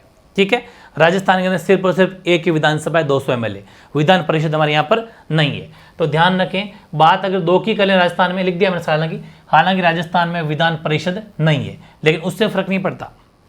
हम पढ़ रहे हैं राज्यपाल, तो राज्यपाल को 168 में शामिल किया गया राज्य विधानमंडल में। ठीक है, ओके। अब आप सोचोगे सर इससे इसका क्या लिंक, आओ 174 में। 174 क्या कहता है कि राज्यपाल विधानमंडल के सत्र को आहूत करेंगे, क्योंकि वो विधानमंडल में आते हैं, विधानमंडल में है राज्यपाल, इसलिए वो क्या करेंगे, जैसे ही विधानमंडल का सत्र, मतलब विधानसभा, विधानमंडल का मतलब क्या हो गया भाई, जिसमें विधानसभा और विधान परिषद हो, उनको मिक्स में बोला जाता है विधानमंडल। वैसे इन तीनों को मिक्स में बोला जाता है विधानमंडल, लेकिन हमारे यहाँ पर विधानसभा है, तो अपन ये भी लिख सकते हैं कि राज्यपाल विधानसभा के सत्र को आहूत करेंगे। आहूत का मतलब क्या होता है, सत्र की शुरुआत करेंगे। शुरुआत मतलब सबसे पहले भाषण वही देंगे, और वो कौन सा देंगे, सुना ध्यान से, सत्रावसान करेंगे, मतलब सत्र का समाप्ति भी वही करेंगे। 2, तथा विधानसभा को भंग भी कर सकते हैं। चाहे तो विधानसभा की बैठक को भंग नहीं कर सकते, लेकिन चाहे तो पूरी विधानसभा को भंग कर सकते हैं अगर कोई बड़ा आरोप लगा हो, भ्रष्टाचार वगैरह, बड़े डिफरेंट, या फिर वो लोगों के विश्वास पे खरी नहीं उतरी और बहुत ज़्यादा आंदोलन या प्रदर्शन हो रही, तब ठीक है, वो बड़ी बात है। आज तक ऐसा कभी हुआ नहीं है, लेकिन ये बात बता रहा हूँ, सुनो। बात यह है कि राज्यपाल विधानमंडल के सत्र को आहूत करेंगे, सत्र का अवसान करेंगे और विधानसभा को भंग भी कर सकते हैं राज्यपाल। ठीक है, ध्यान रखें, ये वेरी इंपॉर्टेंट है। ये होगी 174। 175 भी समझो और 176 दोनों एक साथ समझो तो बात समझ में आएगी। राज्यपाल विधानमंडल को संबोधित करेंगे। यहां पर तो शुरुआत करेंगे विधानमंडल की कि आज विधानसभा बैठी है, ठीक है, आज बैठ गई, मतलब नई सरकार बनी है, तो उस सत्र की शुरुआत वही करेंगे। सबसे पहले राज्यपाल महोदय जाएंगे और सबसे पहले उन्हीं का भाषण होगा। वैसे 175 में सुनो, राज्यपाल विधानमंडल को संबोधित करेंगे तथा संदेश भेजेंगे। ठीक है, कोई किसी भी तरह का संदेश भेज सकते हैं और उस विधानमंडल को संबोधित भी करेंगे। क्वेश्चन आता है, ये तो है कि वो सत्र का आहूत और सत्रावसान कब करेंगे, कि सत्र को आहूत और सत्रावसान कब करेंगे, वो तो 174 है। 75 में क्या है कि विधानमंडल को संबोधित कब करेंगे, 175 में, और संदेश कब भेजेंगे, तो भी 175 में। 176 क्या कहता है, राज्यपाल विधानमंडल को विशेष रूप से संबोधित करेगा। कैसे, जब वर्ष का प्रथम सत्र होगा, एक विधानसभा चुनाव के बाद का भी प्रथम सत्र, दोनों ही बात है। एक तो नई साल जैसा कि 2023 है, इसका जो जब पहली विधानसभा कहते हैं ना, आज विधानसभा की बैठक है, मतलब विधानसभा लग रही है। आप जयपुर में रहते हो, समझते होंगे, चारों डिवाइडर लग जाते हैं, रोडें बंद कर देते हैं, विधानसभा रोड को बंद कर दिया जाता है, पता ना कि विधानसभा चल रही है। तो अगर साल की पहली विधानसभा अगर चल रही है, पहली बार अगर चले, क्योंकि रोजाना विधानसभा नहीं चलती है, ठीक है ना, बीच में 20 दिन चलती है, रुक जाती है, फिर चलती है। आपको अगर नॉलेज में बता देता हूँ मैं, विधानसभा जो है उसमें रोजाना एमएलए और एमपी या एमएलए और मुख्यमंत्री नहीं बैठते हैं, कभी कभी विधानसभा का सत्र होता है। ठीक है, कि जैसे कि साल का पहला सपोज जनवरी में हो चाहे फरवरी में, कोई जरूरी नहीं पूरी जनवरी में ना हो, फरवरी में जाएगा, कोई फर्क नहीं पड़ता, लेकिन साल का, नई साल का, जो भी नई साल लगती है, कोई भी चाहे 23 लगो, 24 लगो, 22 लगो, हर साल का प्रथम सत्र राज्यपाल ही शुरुआत करेंगे। दूसरी बात, जैसे अभी 2024 में चुनाव है, चुनाव में जो भी सरकार बनेगी, विधानसभा बैठेगी, उसकी चुन के आएंगे, उस विधानसभा का भी पहला सत्र, जब विधानसभा की आज नई विधानसभा बन गई, मुख्यमंत्री सब बन गए, आज पहली बैठक है, उसके सत्र को भी राज्यपाल जो है संबोधित करेंगे। ये बात 176 में लिखी हुई है, 176, और कितनी ही बार पूछा गया क्वेश्चन है, वेरी वेरी वेरी इंपॉर्टेंट है। ठीक है, ध्यान रखें। आगे क्या है, नोट, विधानसभा चुनाव के बाद वरिष्ठ सदस्य को राज्यपाल प्रोटेम स्पीकर बनाते। सुना होगा प्रोटेम स्पीकर, अगर जैसे विधानसभा चुनाव कंप्लीट हो गया, ठीक, उसके बाद में वरिष्ठ कोई भी जो वहाँ का, जैसे कि जो भी सीनियर एमएलए है, कोई भाई एमएलए होंगे, तो मुख्यमंत्री तो बन चुके, मंत्री बन चुके, उनके बाद में क्या होगा, विधानसभा चुनाव, मंत्री नहीं बने, पहले सुनो, विधानसभा चुनाव के बाद वरिष्ठ सदस्य को राज्यपाल कहेंगे कि आप प्रोटेम स्पीकर है, प्रोटेम स्पीकर के रूप में शपथ दिलाएंगे। वो प्रोटेम स्पीकर करेगा क्या, वो विधानसभा के जो अन्य सदस्य हैं, है ना। मंत्री को और इसको तो मुख्यमंत्री को तो ये खुद राज्यपाल दिलवा देंगे शपथ, लेकिन इनके अलावा भी तो बच के भाई मंत्री तो 30 ही है, 30 के बाद में 170 और बच के, तो उन विधानसभा के अन्य सदस्यों को शपथ दिलवाएगा तो वो दिलवाएगा प्रोटेम स्पीकर। ये क्वेश्चन भी बहुत बार पूछा जाता है, क्या कि प्रोटेम स्पीकर की जो है वो प्रोटेम स्पीकर को कौन शपथ दिलाता है? राज्यपाल। प्रोटेम स्पीकर का क्या काम होता है? विधानसभा के अन्य सदस्यों को शपथ दिलाना, विधानसभा के मंत्री को शपथ दिलाना, या फिर मुख्यमंत्री, तो ध्यान रखना विधानसभा के अन्य सदस्यों को शपथ दिलवाना। अब एक बहुत बड़ा अनुच्छेद है, वो है 200, बहुत बार पूछा गया क्वेश्चन, वेरी इंपॉर्टेंट। ये क्या कहता है? ये कहता है देखो आर्टिकल तो 395 है, 395, लेकिन हमारे राज्यपाल के उनमें से कौन कौन से वो उठा के लाया हूं मैं, वही पढ़ेंगे, वही होता है, ठीक है, ये ध्यान रखें। लेकिन इतने आर्टिकल तो आपको पढ़ने पड़ेंगे, ज़्यादा नहीं है वैसे, 25-30 होंगे तो आराम से याद हो जाएंगे। विधानमंडल में कोई भी बिल, 200 क्या कहता है, अनुच्छेद 200 आर्टिकल 200 क्या कहता है कि विधानमंडल में कोई भी बिल या विधेयक पारित हो तो राज्यपाल के पास में एक पावर है। पहली बात सुनो, विधानमंडल का मतलब हमारे यहाँ विधानसभा है, और अगर किसी में विधानसभा और विधान परिषद तो उसको मिक्स में बोला जाता है विधानमंडल। सुन गए क्या आप? सुन गए तो सुन लो। जैसे हमारे यहाँ विधानसभा में कोई बिल या कोई भी एक्ट या फिर कोई भी विधेयक अगर पारित होगा तो राज्यपाल महोदय से सिग्नेचर जरूरी है, उनके बिना वो विधेयक या बिल पारित नहीं हो सकता।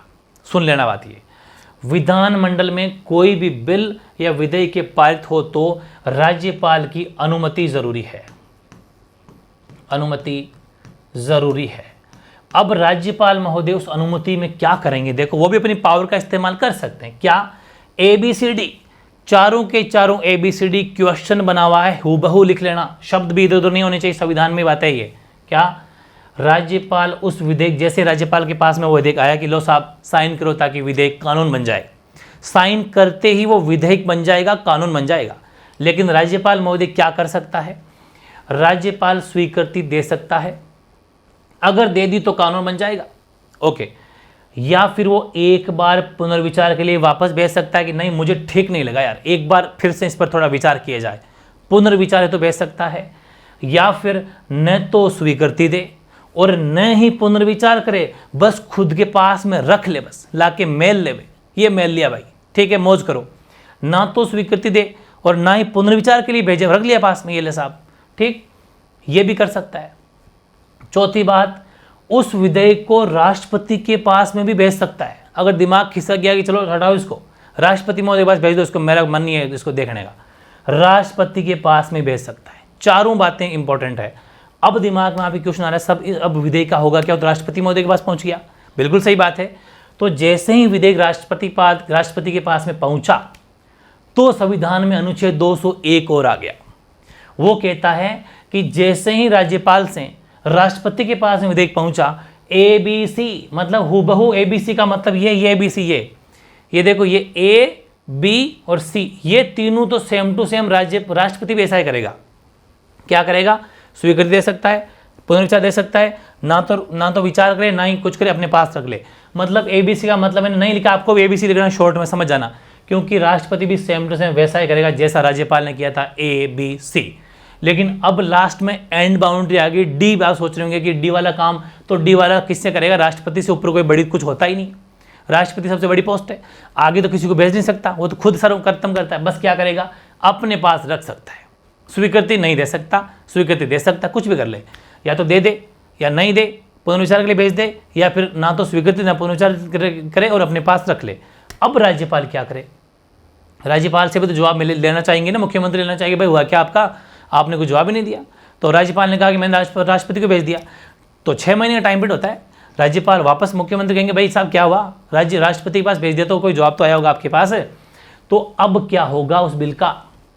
अब क्या होगा उस बिल विधेयक का? तो ध्यान रखें, राज्यपाल को 6 महीने के भीतर भीतर उसको पारित करना होगा, कैसे न कैसे करके उसके अड़े के, या फिर वो फिर बिल हो जाएगा खत्म, ठीक है। लेकिन ऐसे खत्म नहीं हो जाता, उसके पीछे सारे लॉजिक है, वो भी कारण जाने जाएंगे। लेकिन अगर ऐसा दोनों ही चुप बैठ जाते हैं, चाहे राज्यपाल भी चुप राष्ट्रपति भी चुप, तो फिर बिल कानून नहीं बनेगा भाई, हो जाए खत्म। हालांकि ऐसा होता नहीं है, क्योंकि अगर लीगल कोई चीज़ होती है उसको पारित कर दिया जाता है। लेकिन संविधान की बातें अपन को याद करनी पड़ेगी, क्वेश्चन यहीं से आएगा। 171 क्या कहता है? ये कहता है कि विधान परिषद, हालांकि हमारे यहाँ विधान परिषद नहीं है, लेकिन याद करना पड़ेगा, भविष्य में विधान परिषद होगी, बनेगी, देखना बनने वाली है। अगर बनती है तो, या फिर अपने यहाँ सिर्फ राज्यपाल अपने यहाँ थोड़ी होता है, पूरे भारत में हर राज्य में राज्यपाल है, तो ये शक्ति है राज्यपाल की। विधान परिषद के कुल सदस्य संख्या का 1/6 भाग। सपोज राजस्थान में 200 एमएलए हैं, तो इसका 1/6 कितना हो जाएगा, आप आराम से काट सकते हो। 6 18 बच के 2 6 18, मतलब लगभग पॉइंट्स माना, लेकिन लगभग ऐसा मान लीजिए कि 34, 6 18 बच के 2 6 18, हाँ लगभग 34 एमएलए, 34 एमएलए ना, 1/6 भाग राज्यपाल द्वारा मनोनीत होंगे। जितने भी विधान परिषद में सदस्य होंगे ना, उनमें से 34 तो राज्यपाल खुद करेगा। ध्यान रखना, ये 34 तो खुद करेगा। 34 का मतलब सिर्फ राजस्थान के लिए ऐसा मत सोचना सब में 34 करेगा, ऐसा नहीं है। सिर्फ 1/6 को याद रखना है। 34 तो मैंने राजस्थान का एग्जाम्पल दिया है, या ठीक है ना। अरे 34 मत याद कर लेना, सारे सब जगह राज्यपाल 200 नहीं होते, ठीक है, कहीं पर ज़्यादा, कहीं यूपी में सबसे ज़्यादा है। तो ध्यान रखना कि विधान परिषद के कुल सदस्य संख्या का, जो भी सदस्य संख्या होगी, उसका 1/6 भाग राज्यपाल खुद मनोनीत करेगा, उनके चुनाव नहीं होंगे। फिर सुन लो, देखो विधानसभा में जो भी एमएलए जीत के आता है, बाकायदा चुनाव होते हैं फिर जीत के आता है। लेकिन विधान परिषद में हम जो होता है वो सारे के सारे मतलब कि चुनाव होके नहीं आते। जैसे कि लोकसभा के अंदर सारे के सारे मेंबर ऑफ पार्लियामेंट चुन के जाते हैं, वैसे ही राज्यसभा में सारे के सारे चुन के नहीं जाते, कुछ को मनोनीत भी किया जाता है। जैसे सचिन तेंदुलकर को भी किया था, अमिताभ बच्चन को भी किया था, हर अलग अलग क्षेत्र से मनोनीत करता है। वहाँ पर राष्ट्रपति करता है, यहाँ पर राज्यपाल करता है। अगर विधान परिषद हो तो, दूसरा सदन विधान परिषद हो तो, वहाँ पर तो 2 सदन है, लोकसभा राज्यसभा, समझ गए। तो अगर विधान परिषद हैं तो उसके कुल सदस्य संख्या का 1/6 भाग राज्यपाल द्वारा मनोनीत होंगे। ध्यान रखना, वो कौन क्षेत्र हो सकते हैं, साहित्य, कला, विज्ञान, समाज सेवा, इनसे किसी बंदे, जैसे किसी बंदे ने साहित्य में बड़ा योगदान है, उसको चुन सकता है राज्यपाल। कला में किसी का, विज्ञान के क्षेत्र में कोई समाज से भी बड़ा हो, उसका भी कर सकता है। किसी की भी नियुक्ति मनोनीत कर देगा सीधा, बिना चुनाव करे, वो सीधा सीधा एमएलए बन जाएगा विधान परिषद का। 213 क्या कहता है, विधानमंडल का अधिवेशन ना हो। भाई जैसे विधानमंडल का अधिवेशन नहीं, मतलब विधानसभा नहीं चल रही ऐसा मान लो, और विधानसभा तो नहीं चल रही है ना, और अब अर्जेंट आ गया कोई ऐसा मुद्दा कि उस पर जल्द से जल्द कानून बनना चाहिए। अब क्या करें, विधानमंडल चल नहीं रहा, क्योंकि विधानमंडल, विधानसभा, हमारे यहाँ विधानसभा है, वैसे विधानमंडल का मतलब विधान परिषद दोनों होता है, लेकिन हमारे विधानसभा है, और विधानसभा सपोज नहीं चल रही, उसका अधिवेशन सपोज नहीं चल रहा, तो क्या होगा, और अर्जेंट हो गया किसी मुद्दे पर, कोई ज्वलंत मुद्दा है, उसके ऊपर कानून बनना बहुत जरूरी है, तो क्या होगा, राज्यपाल अध्यादेश जारी कर सकता है खुद। ठीक है, अध्यादेश का मतलब नियम बना सकता है, वो नियम बिल्कुल बाकायदा नियम की तरह काम करेगा अध्यादेश। अध्यादेश की अवधि 6 सप्ताह होगी, मतलब 6 सप्ताह तक राष्ट्रपति का जो राज्यपाल ने बात कह दी ना, वो कानून बन जाएगा 6 सप्ताह तक, या फिर 42 दिन भी कह सकते हो, 42 डेज, दोनों ही ऑप्शन आते हैं, तो ठीक है। ध्यान रखें, ये अध्यादेश राज्यपाल का स्वविवेक नहीं है, वैसे एक्चुअल में ये मंत्रिपरिषद से एडवाइस लेके करता है। ये अध्यादेश राज्यपाल का स्वविवेक नहीं है, मंत्रिपरिषद का विवेक है, ये भी ध्यान रखें। एग्जाम में क्वेश्चन आएगा, अध्यादेश की अवधि कितनी, 6 सप्ताह। कब, जब विधानमंडल का जो है अधिवेशन ना चल रहा हो, तब ये खुद अध्यादेश जारी कर सकता है, और वो अध्यादेश प्रॉपर नियम का काम करेगा। कितने दिन तक, 6 सप्ताह तक। उसके बाद में जो विधानसभा की बैठक होनी पड़ती है। ठीक है, ओके। अगला नोट, अगर विधानसभा या फिर किसी विधान परिषद भी होती है, विधानसभा एवं विधान परिषद क्रमशः अध्यक्ष, अब सिर्फ क्रमशः वर्ड यूज किया, मैं ध्यान से समझना, क्रमशः। क्रमशः का मतलब क्या हो जाएगा, क्रमशः का मतलब है विधानसभा में तो होता है विधानसभा अध्यक्ष, ठीक, और विधान परिषद में होता है आपके सभापति। बहुत इंपॉर्टेंट चीज है। क्रमशः का मतलब क्या हो गया, विधानसभा में विधानसभा अध्यक्ष, विधान परिषद में सभापति, विधानसभा के अंदर उपाध्यक्ष, और विधान परिषद में उपसभापति, ये पोस्टें होती है। जैसे हमारे यहाँ पर विधानसभा है राजस्थान में, तो राजस्थान के अंदर क्या होगा, अध्यक्ष, विधानसभा अध्यक्ष सीपी जोशी, वैसे विधानसभा उपाध्यक्ष, वैसे विधान परिषद में विधान परिषद सभापति और विधान परिषद का उपसभापति। ठीक है, ओके।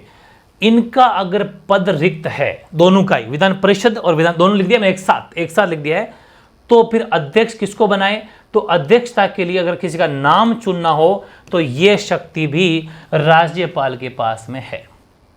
किसी भी बंदे को इन चारों पोस्टों पर, चारों पोस्ट होगी, ये कौन सी, विधानसभा अध्यक्ष, विधानसभा उपाध्यक्ष, विधान परिषद सभापति, विधान परिषद उपसभापति, सॉरी वो हाँ बिल्कुल उपसभापति, चारों पोस्टों पर राज्यपाल किसी का नाम निर्देशित कर सकता है, या ऐसा मान लो कि चारों पोस्टों पर किसी न किसी को बंदे को बैठा सकता है। ये भी राज्यपाल के पास में पावर है। समझ में आ गई क्या? बहुत इंपॉर्टेंट, ध्यान रखें। ये राज्यपाल की कौन सी शक्तियां हो गई?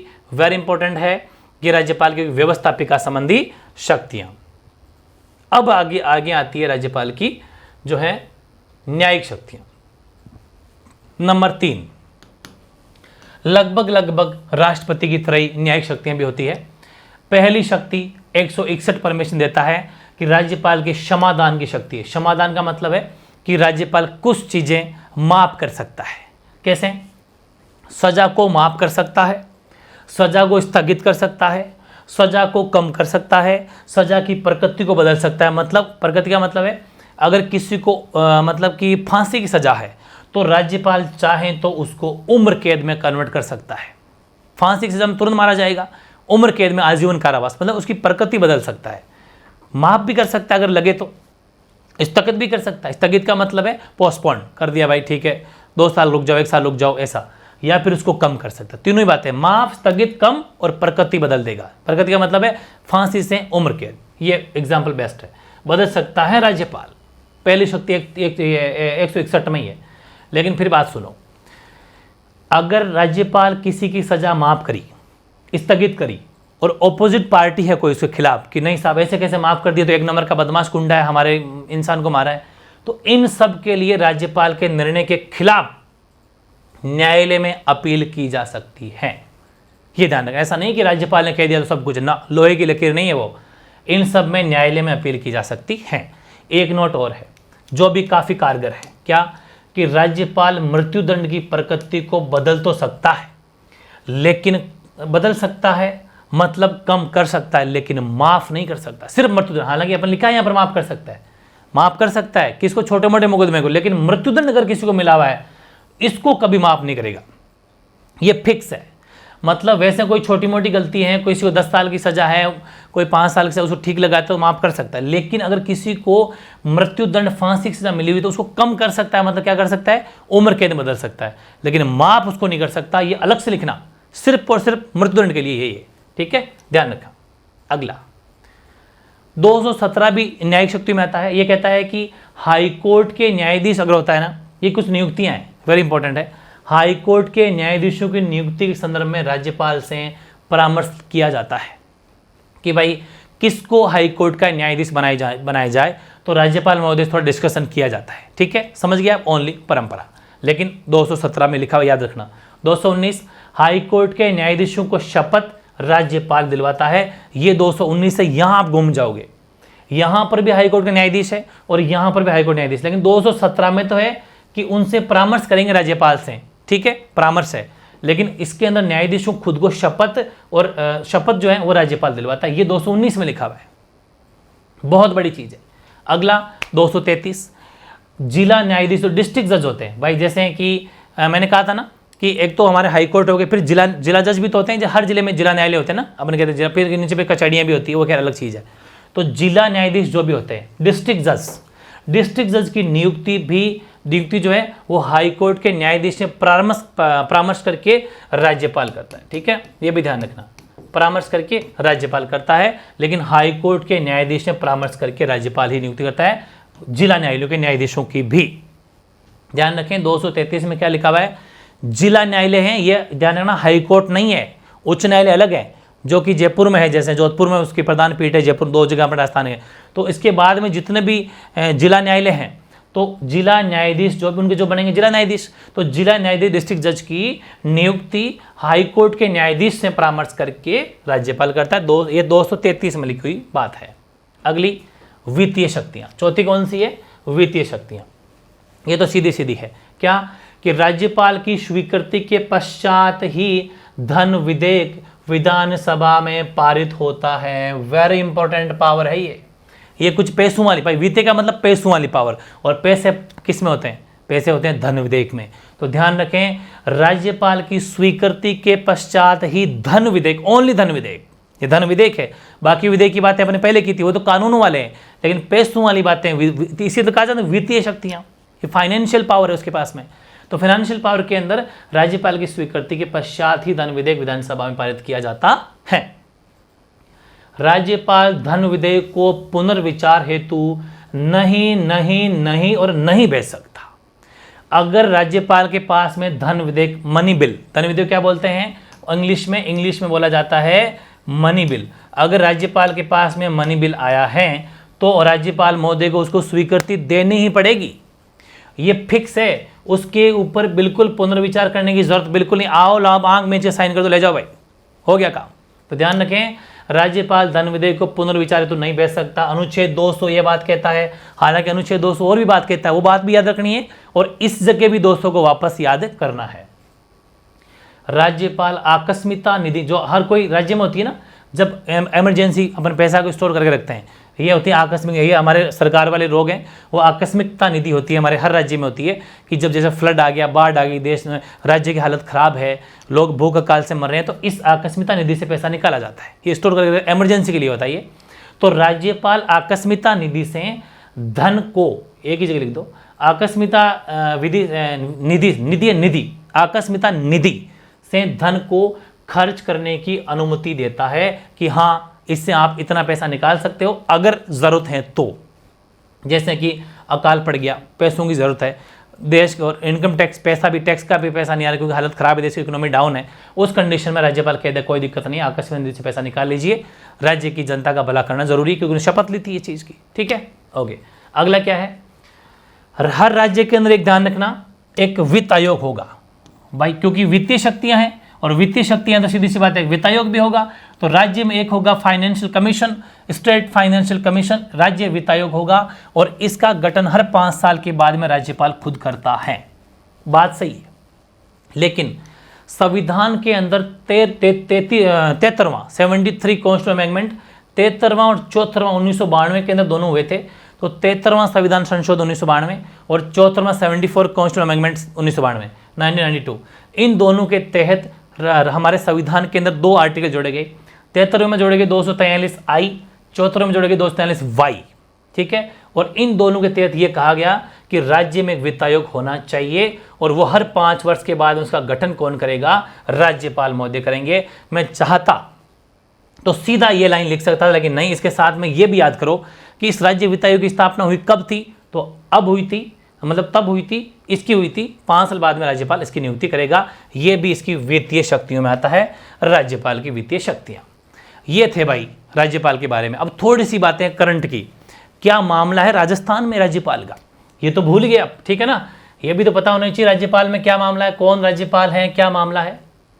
तो राजस्थान में अगर अपन बात करें, जो कि अपन राजस्थान के दुनिया का नंबर 1 क्लास बनाई थी मैंने, राजस्थान का एकीकरण, उसके अंदर एक बात बताई थी कि 1 नवंबर 1956 को राजस्थान का प्रथम राज्यपाल बने थे सरदार गुरमुख निहाल सिंह। बने थे ना, बिल्कुल बने थे। और ये ध्यान रखना, आज तक जितने भी 21 राज्यपाल बने प्रॉपर, उन 21 राज्यपालों में सर्वाधिक जो कार्यकाल है वो गुरमुख निहाल सिंह का, ये 6 साल सर्वाधिक इस पोस्ट पर रहे गुरमुख निहाल सिंह। हालांकि वैसे तो यहाँ पर कार्यवाहक राज्यपाल की संख्या देखें तब तो 41-42 हो गए, लेकिन प्रॉपर राज्यपाल अगर देखें तो प्रॉपर राज्यपाल जो हमारे बने 21। ठीक है, वो अब आगे बताऊंगा, आगे लिखा दूंगा, चिंता मत करो, लिखी हुई बात है। तो ध्यान रखें, 1 नवंबर 1956 को राज्य का प्रथम राज्यपाल सरदार गुरमुख निहाल सिंह बने। इससे पहले राज प्रमुख का पोस्ट हुआ करती थी, राज प्रमुख हुआ करते थे। कहाँ, कब तक, 31 अक्टूबर 1956 तक, क्योंकि 31 अक्टूबर नवंबर आ जाता है तो 1 नवंबर को तो ये बन गई। ये भी क्वेश्चन आया हुआ है, डेट फिगर में लिखा हुआ है कब तक, 31 अक्टूबर 1956 तक राज प्रमुख होते थे, आपको पता ही है। लेकिन इसके बाद में 1 नवंबर 1956 से जो है हमारे राज्यपाल का पद का मतलब प्रयोग होने लग गया। ठीक है, ओके। अब कुछ ऐसे फेमस राज्यपाल के 2-4 नाम लिखे हैं मैंने, जिनमें कुछ अलग खूबियां हैं। क्या, रघुकुल तिलक राजस्थान के राज्यपाल बने, लेकिन उनमें खूबी थी क्या कि वो हमारे पहले आरपीएससी के मेंबर भी रहे तथा फिर राज्यपाल रहिए। एकमात्र ऐसे बंदे थे, एकमात्र ऐसा बंदा जो आरपीएससी का मेंबर भी रहा और राज्यपाल भी बना, वो थे रघुकुल तिलक। आगे बात करूं सरदार हुकुम सिंह और बलराम भगत की, दोनों ही जने ये लोकसभा के अध्यक्ष रह चुके हैं। ये बड़ी चीज, जैसे कि अभी हमारे जो बिरला है कोटा से, ठीक है, ओम बिरला, वो ओम बिरला हमारे लोकसभा के अध्यक्ष हैं। वो हमारे राजस्थान कोटा से आते हैं और भारत की लोकसभा को सुशोभित कर रहे हैं उस पोस्ट को। वैसे ही सरदार हुकुम सिंह और बलराम भगत दोनों लोकसभा के अध्यक्ष रहे हैं और बाद में राज्यपाल भी रहे, ये इनकी खूबी है। ये आरपीसी मेंबर बन के भी रहे, ये भी एकमात्र है, मतलब ये सब एकमात्र हैं, अभी तक जितने भी राज्यपाल बने उनमें एकमात्र है ये भी ध्यान रखना। और कौन है, एक है मदन लाल खुराना, ये भी हमारे राज्यपाल रहे थे पहले। मदन लाल खुराना के बारे में ये कि बीजेपी से दिल्ली के मुख्यमंत्री हुआ करते थे और राजस्थान के फिर राज्यपाल बने। हालांकि कहते हैं कि बीजेपी के उपाध्यक्ष भी थे, चाहो तो लिख सकते हो, बीजेपी के उपाध्यक्ष भी रहे थे दिल्ली में। उसके बाद में वहाँ के दिल्ली के मुख्यमंत्री भी रहे, लेकिन वहाँ उसके बाद में राजस्थान के राज्यपाल भी रहे, ये भी इनकी अलग खूबी है। लेकिन एक खूबी सबसे बड़ी इनकी यह है, आज तक राजस्थान में इस्तीफा देने वाले पहले राज्यपाल है तो वो मदन लाल खुराना है। ध्यान रखें, ऐसा कौन सा राज्यपाल राजस्थान का बना जिसने इस्तीफा दिया, अपनी पद से टाइम पीरियड होने से पहले इस्तीफा दे दिया, तो वो थे, पहला बंदा था मदन लाल खुराना। हालांकि जो हमारे राजस्थान की पहली राज्यपाल बनी थी, पहली महिला राज्यपाल बनी प्रतिभा देव सिंह पाटिल, उन्होंने भी राष्ट्रपति, क्योंकि उनको राष्ट्रपति बनाया जा रहा था, लेकिन उस टाइम पर वो यहाँ की राज्यपाल थी। हालांकि वो इस्तीफा नहीं देती, लेकिन मजबूरी हो गई क्योंकि उनको राष्ट्रपति बनाया जाना था, इसलिए उन्होंने प्रतिभा देवी सिंह पाटिल ने भी राष्ट्रपति चुनाव के लिए राजस्थान के राज्यपाल पद से इस्तीफा दिया था। ये भी फैक्ट इंपॉर्टेंट है, ध्यान रखें, प्रतिभा देवी सिंह पाटिल ने राष्ट्रपति चुनाव के लिए राज्यपाल पद से इस्तीफा दिया था। तो दो बंदे हो गए, पहला तो कौन, मदन लाल खुराना, फिर दूसरी महिला प्रतिभा देवी सिंह पाटिल, उसके बाद में हमारे देश की ये प्रथम राष्ट्रपति जो है बने। आगे मैं बात करूं, एक क्वेश्चन ये भी आ सकता है कि आज तक जितने भी राज्यपाल बने उसमें राजस्थान की महिला राज्यपाल कौन कौन बनी, तो एक तो बनी प्रतिभा देवी सिंह पाटिल, प्रभा राव और मार्गरेट अल्वा। ये तीन आज तक राजस्थान की जो है राज्यपाल, महिला राज्यपाल बनी है। तीनों वेरी इंपॉर्टेंट है, याद कर लेना, फैक्ट अच्छा है। अगला, राजस्थान के 4 राज्यपाल ऐसे भी हैं जो पद पर रहते हुए उनका निधन हुआ गया, ठीक है, पोस्ट पर रहते हुए जिनकी डेथ हो गई, निधन हो गया, वो थे दरबारा सिंह, सरदार दरबारा सिंह 1998 के अंदर, निर्मल चंद जैन 2003 के अंदर, SK सिंह 2009 के अंदर, और प्रभा राव जो भी अपने कहा था महिला प्रभा राव, इनकी भी पोस्ट पर रहते हुए। प्रभा राव के बारे में 2-3 फैक्ट है। पहले तो प्रभा राव राजस्थान की बनी थी, वो बनी थी कार्यवाहक राज्यपाल, पूरी बात सुनना, जिसे बोलते हैं अतिरिक्त तो पहले तो राजस्थान की अतिरिक्त प्रभार संभाला था, मतलब कहीं और की राज्यपाल थी और राजस्थान की बनी, तो यहाँ की अपने लिए कौन सी होगी, कार्यवाहक राज्यपाल। लेकिन उसके नेक्स्ट आने वाले 5 सालों में फिर वापस से ये जो है यहाँ की राज्यपाल भी बनी। इसलिए 2 बातें हैं, और तीसरी बात ये कि अपनी पोस्ट पर रहते हुए मृत्यु भी हुई, और चौथी बात ये कि महिला राज्यपाल भी। 3-4 बातें याद रखना इनके ना। तो ये 4 ऐसे लोग हैं जिनकी पोस्ट पर रहते हुए निधन भी हुआ। अब ये मामला तो चलो फैक्ट हो गया। अब सरोजनी नायडू, आपको बताइए, भारत की पहली महिला राज्यपाल बनी थी, भारत की पहली महिला राज्यपाल कहा जाता है इनको, ठीक है, सरोजनी नायडू को। तो सरोजनी नायडू इन्होंने एक टिप्पणी करी थी, ठीक है, ये किस राज्य की बनी थी वो मैं थोड़ा भूल रहा हूँ, ये सरोजनी नायडू जो बनी थी किस राज्य की राज्यपाल बनी थी सबसे पहले, वो मुझे थोड़ा याद नहीं, अभी बता दूंगा आपको, एक बार बताना इसको। सरोजनी नायडू, वैसे इसको कहा जाता है कि भारत की पहली महिला राज्यपाल बनी थी, ठीक है। इन्होंने राज्यपाल के बारे में एक बात लिखी है, क्या कि राज्य, ये कोटेशन बहुत बार पूछा गया है, वेरी वेरी इंपॉर्टेंट है भाई, ध्यान रखना। क्या बात लिखी हुई है कि इन्होंने एक बात की राज्यपाल की पोस्ट के बारे में कि राज्यपाल सोने के पिंजरे में बंद एक पक्षी की भांति है। क्या कि राज्यपाल के सामने, क्योंकि फैसिलिटी बहुत शानदार है, 3.5 लाख रुपए प्रति महीने, 3.5 लाख रुपए मिल रहे हैं, और एकदम वेल ट्रेंड शानदार बंगला मिलता है, सिक्योरिटी मिलती है, सब कुछ फ्री है, ध्यान रखना। हाँ भाई, ठीक है, लिख लो इसको। सरोजनी नायडू यूपी की, उत्तर प्रदेश की राज्यपाल थी, ठीक है। तो पहली जब इनको उत्तर प्रदेश का राज्यपाल बनाया गया तो ये भारत की पहली महिला राज्यपाल के रूप में बनी, ठीक है। वो खैर आपको साइड में लिख लेना। इन्होंने टिप्पणी करी थी कि राज्यपाल सोने के पिंजरे में बंद एक पक्षी की बात है, मतलब ज़्यादा पावर है नहीं, पावर दी गई है, सिर्फ साइन करना है, ठीक है। जैसे राष्ट्रपति के साथ भी सेम ही होता है, क्योंकि सब कुछ कर्तव्य करता कौन है, मुख्यमंत्री, ठीक है, ओके। ऐसे ही पटाभी सीतारामैया, इन्होंने भी एक टिप्पणी करी है, क्या कि राज्यपाल का पद आतिथ्य स्वीकार करने का काम करता है। जैसे कोई गेस्ट आता है तो राज्यपाल, जैसे कोई विदेश मंत्री, कोई विदेशी, कोई अंग्रेज, जैसे अमेरिका का राष्ट्रपति आ रहा है, ठीक है, राजस्थान में आ, तो यहाँ का आतिथ्य स्वीकार करने का काम करेंगे, मतलब एक अतिथि का स्वागत करने का काम हो। तो ये बात कहिए पटाभी सीतारामैया ने कि राज्यपाल का पद आतिथ्य स्वीकार करने का काम करता है, ठीक है ना, ये बात इनकी कही है। थोड़ी सी बातें और जान लेते हैं। राजस्थान के अभी तक टोटल 21 राज्यपाल बने, प्रॉपर राज्यपाल, कार्यवाहक अलग है, प्रॉपर राज्यपाल 21 राज्यपाल बने हैं। वर्तमान की बात करें तो वर्तमान के अंदर कलराज मिश्र है जो सितंबर 2019 में राज्यपाल राजस्थान के बने थे। इनसे पहले मैंने आपको पूरी अभी हिस्ट्री पूरी बता दी थी कल्याण सिंह जी के बारे में। कल्याण सिंह चौहान जो कि यहाँ के राज्यपाल बने थे। कल्याण सिंह चौहान कब से कब तक, ये पिछला पूछा जाता है लगभग कि पहले तो गुरमुख निहाल सिंह थे, सबसे ज़्यादा रहे, लगभग 6 साल तक रहे। उसके बाद में पूछा जाता है कि प्रेजेंट में कौन है, कलराज मिश्र है। कलराज मिश्र से पहले कौन थे वो भी पूछा जाता है बहुत बार, इसलिए ज़्यादा नहीं तो ये तो याद, आज का कंटेंट जो भी है ना ये तो करना ही करना है। क्या कि कल्याण सिंह चौहान जो राजस्थान में राज्यपाल रहे 4 सितंबर 2014 को बने और 2 सितंबर 2019 तक राजस्थान के राज्यपाल के पोस्ट को सुशोभित किया। एक्चुअली जब ये राजस्थान के राज्यपाल थे तब इन्हें हिमाचल प्रदेश का अतिरिक्त प्रभार दिया गया था। इसका मतलब क्या हो गया, यहाँ के राज्यपाल भी हैं और हिमाचल प्रदेश के राज्यपाल बन गए। ठीक है, इसका मतलब उनके लिए तो हो गए, वो हो गए अब कार्यवाहक राज्यपाल। हमारे लिए ओरिजिनल राज्यपाल, हमारे लिए तो राज्यपाल थे, उनके लिए हो गए कार्यवाहक, क्योंकि यहाँ से उनको अतिरिक्त प्रभार मिला है। ऐसे तो उनके राज्यपाल में गिनती ना होके हिमाचल प्रदेश में इनकी राज्यपाल के अंदर गिनती नहीं होगी, कार्यवाहक राज्यपाल में गिनती होगी। ये है सिस्टम। ठीक है, आगे आ जाओ। राजस्थान में आज तक कौन कौन कार्यवाहक राज्यपाल बने, या फिर ऐसा मान लो कि किन किन को अतिरिक्त प्रभार राजस्थान के अंदर मिला।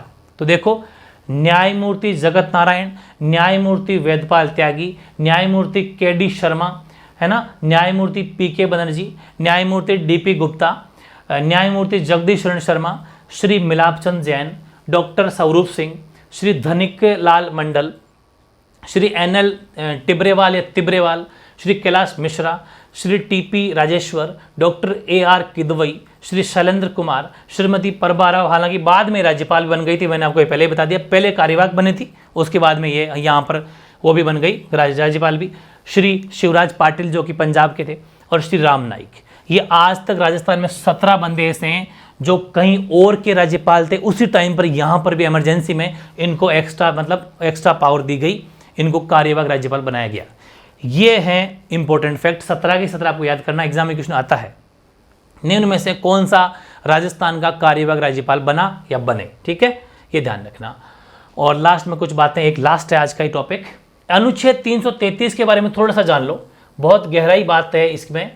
अनुच्छेद 333 क्या 333 आज की डेट में खत्म है, निष्प्रभावी है वर्तमान में, लेकिन क्वेश्चन 2019 के अंदर पूछा गया था, 18-19 में 20 में पूछा था क्या कि आर्टिकल 333 में राज्यपाल को कौन सी शक्ति दी गई थी। ध्यान रखें, हालांकि निष्प्रभावी कर दिया गया इसको, 333 को एक्चुअली निष्प्रभावी, वर्तमान में ये प्रभावी नहीं है, लेकिन पूछा जाता है पहले क्या था इसमें उल्लेखित था कि राज्यपाल एक आंग्ल भारतीय को विधानसभा में नियुक्त कर सकता है, चुन सकता है, या फिर आंग्ल भारतीय को एंग्लो इंडियन में बोला जाता है सिर्फ एक जने को।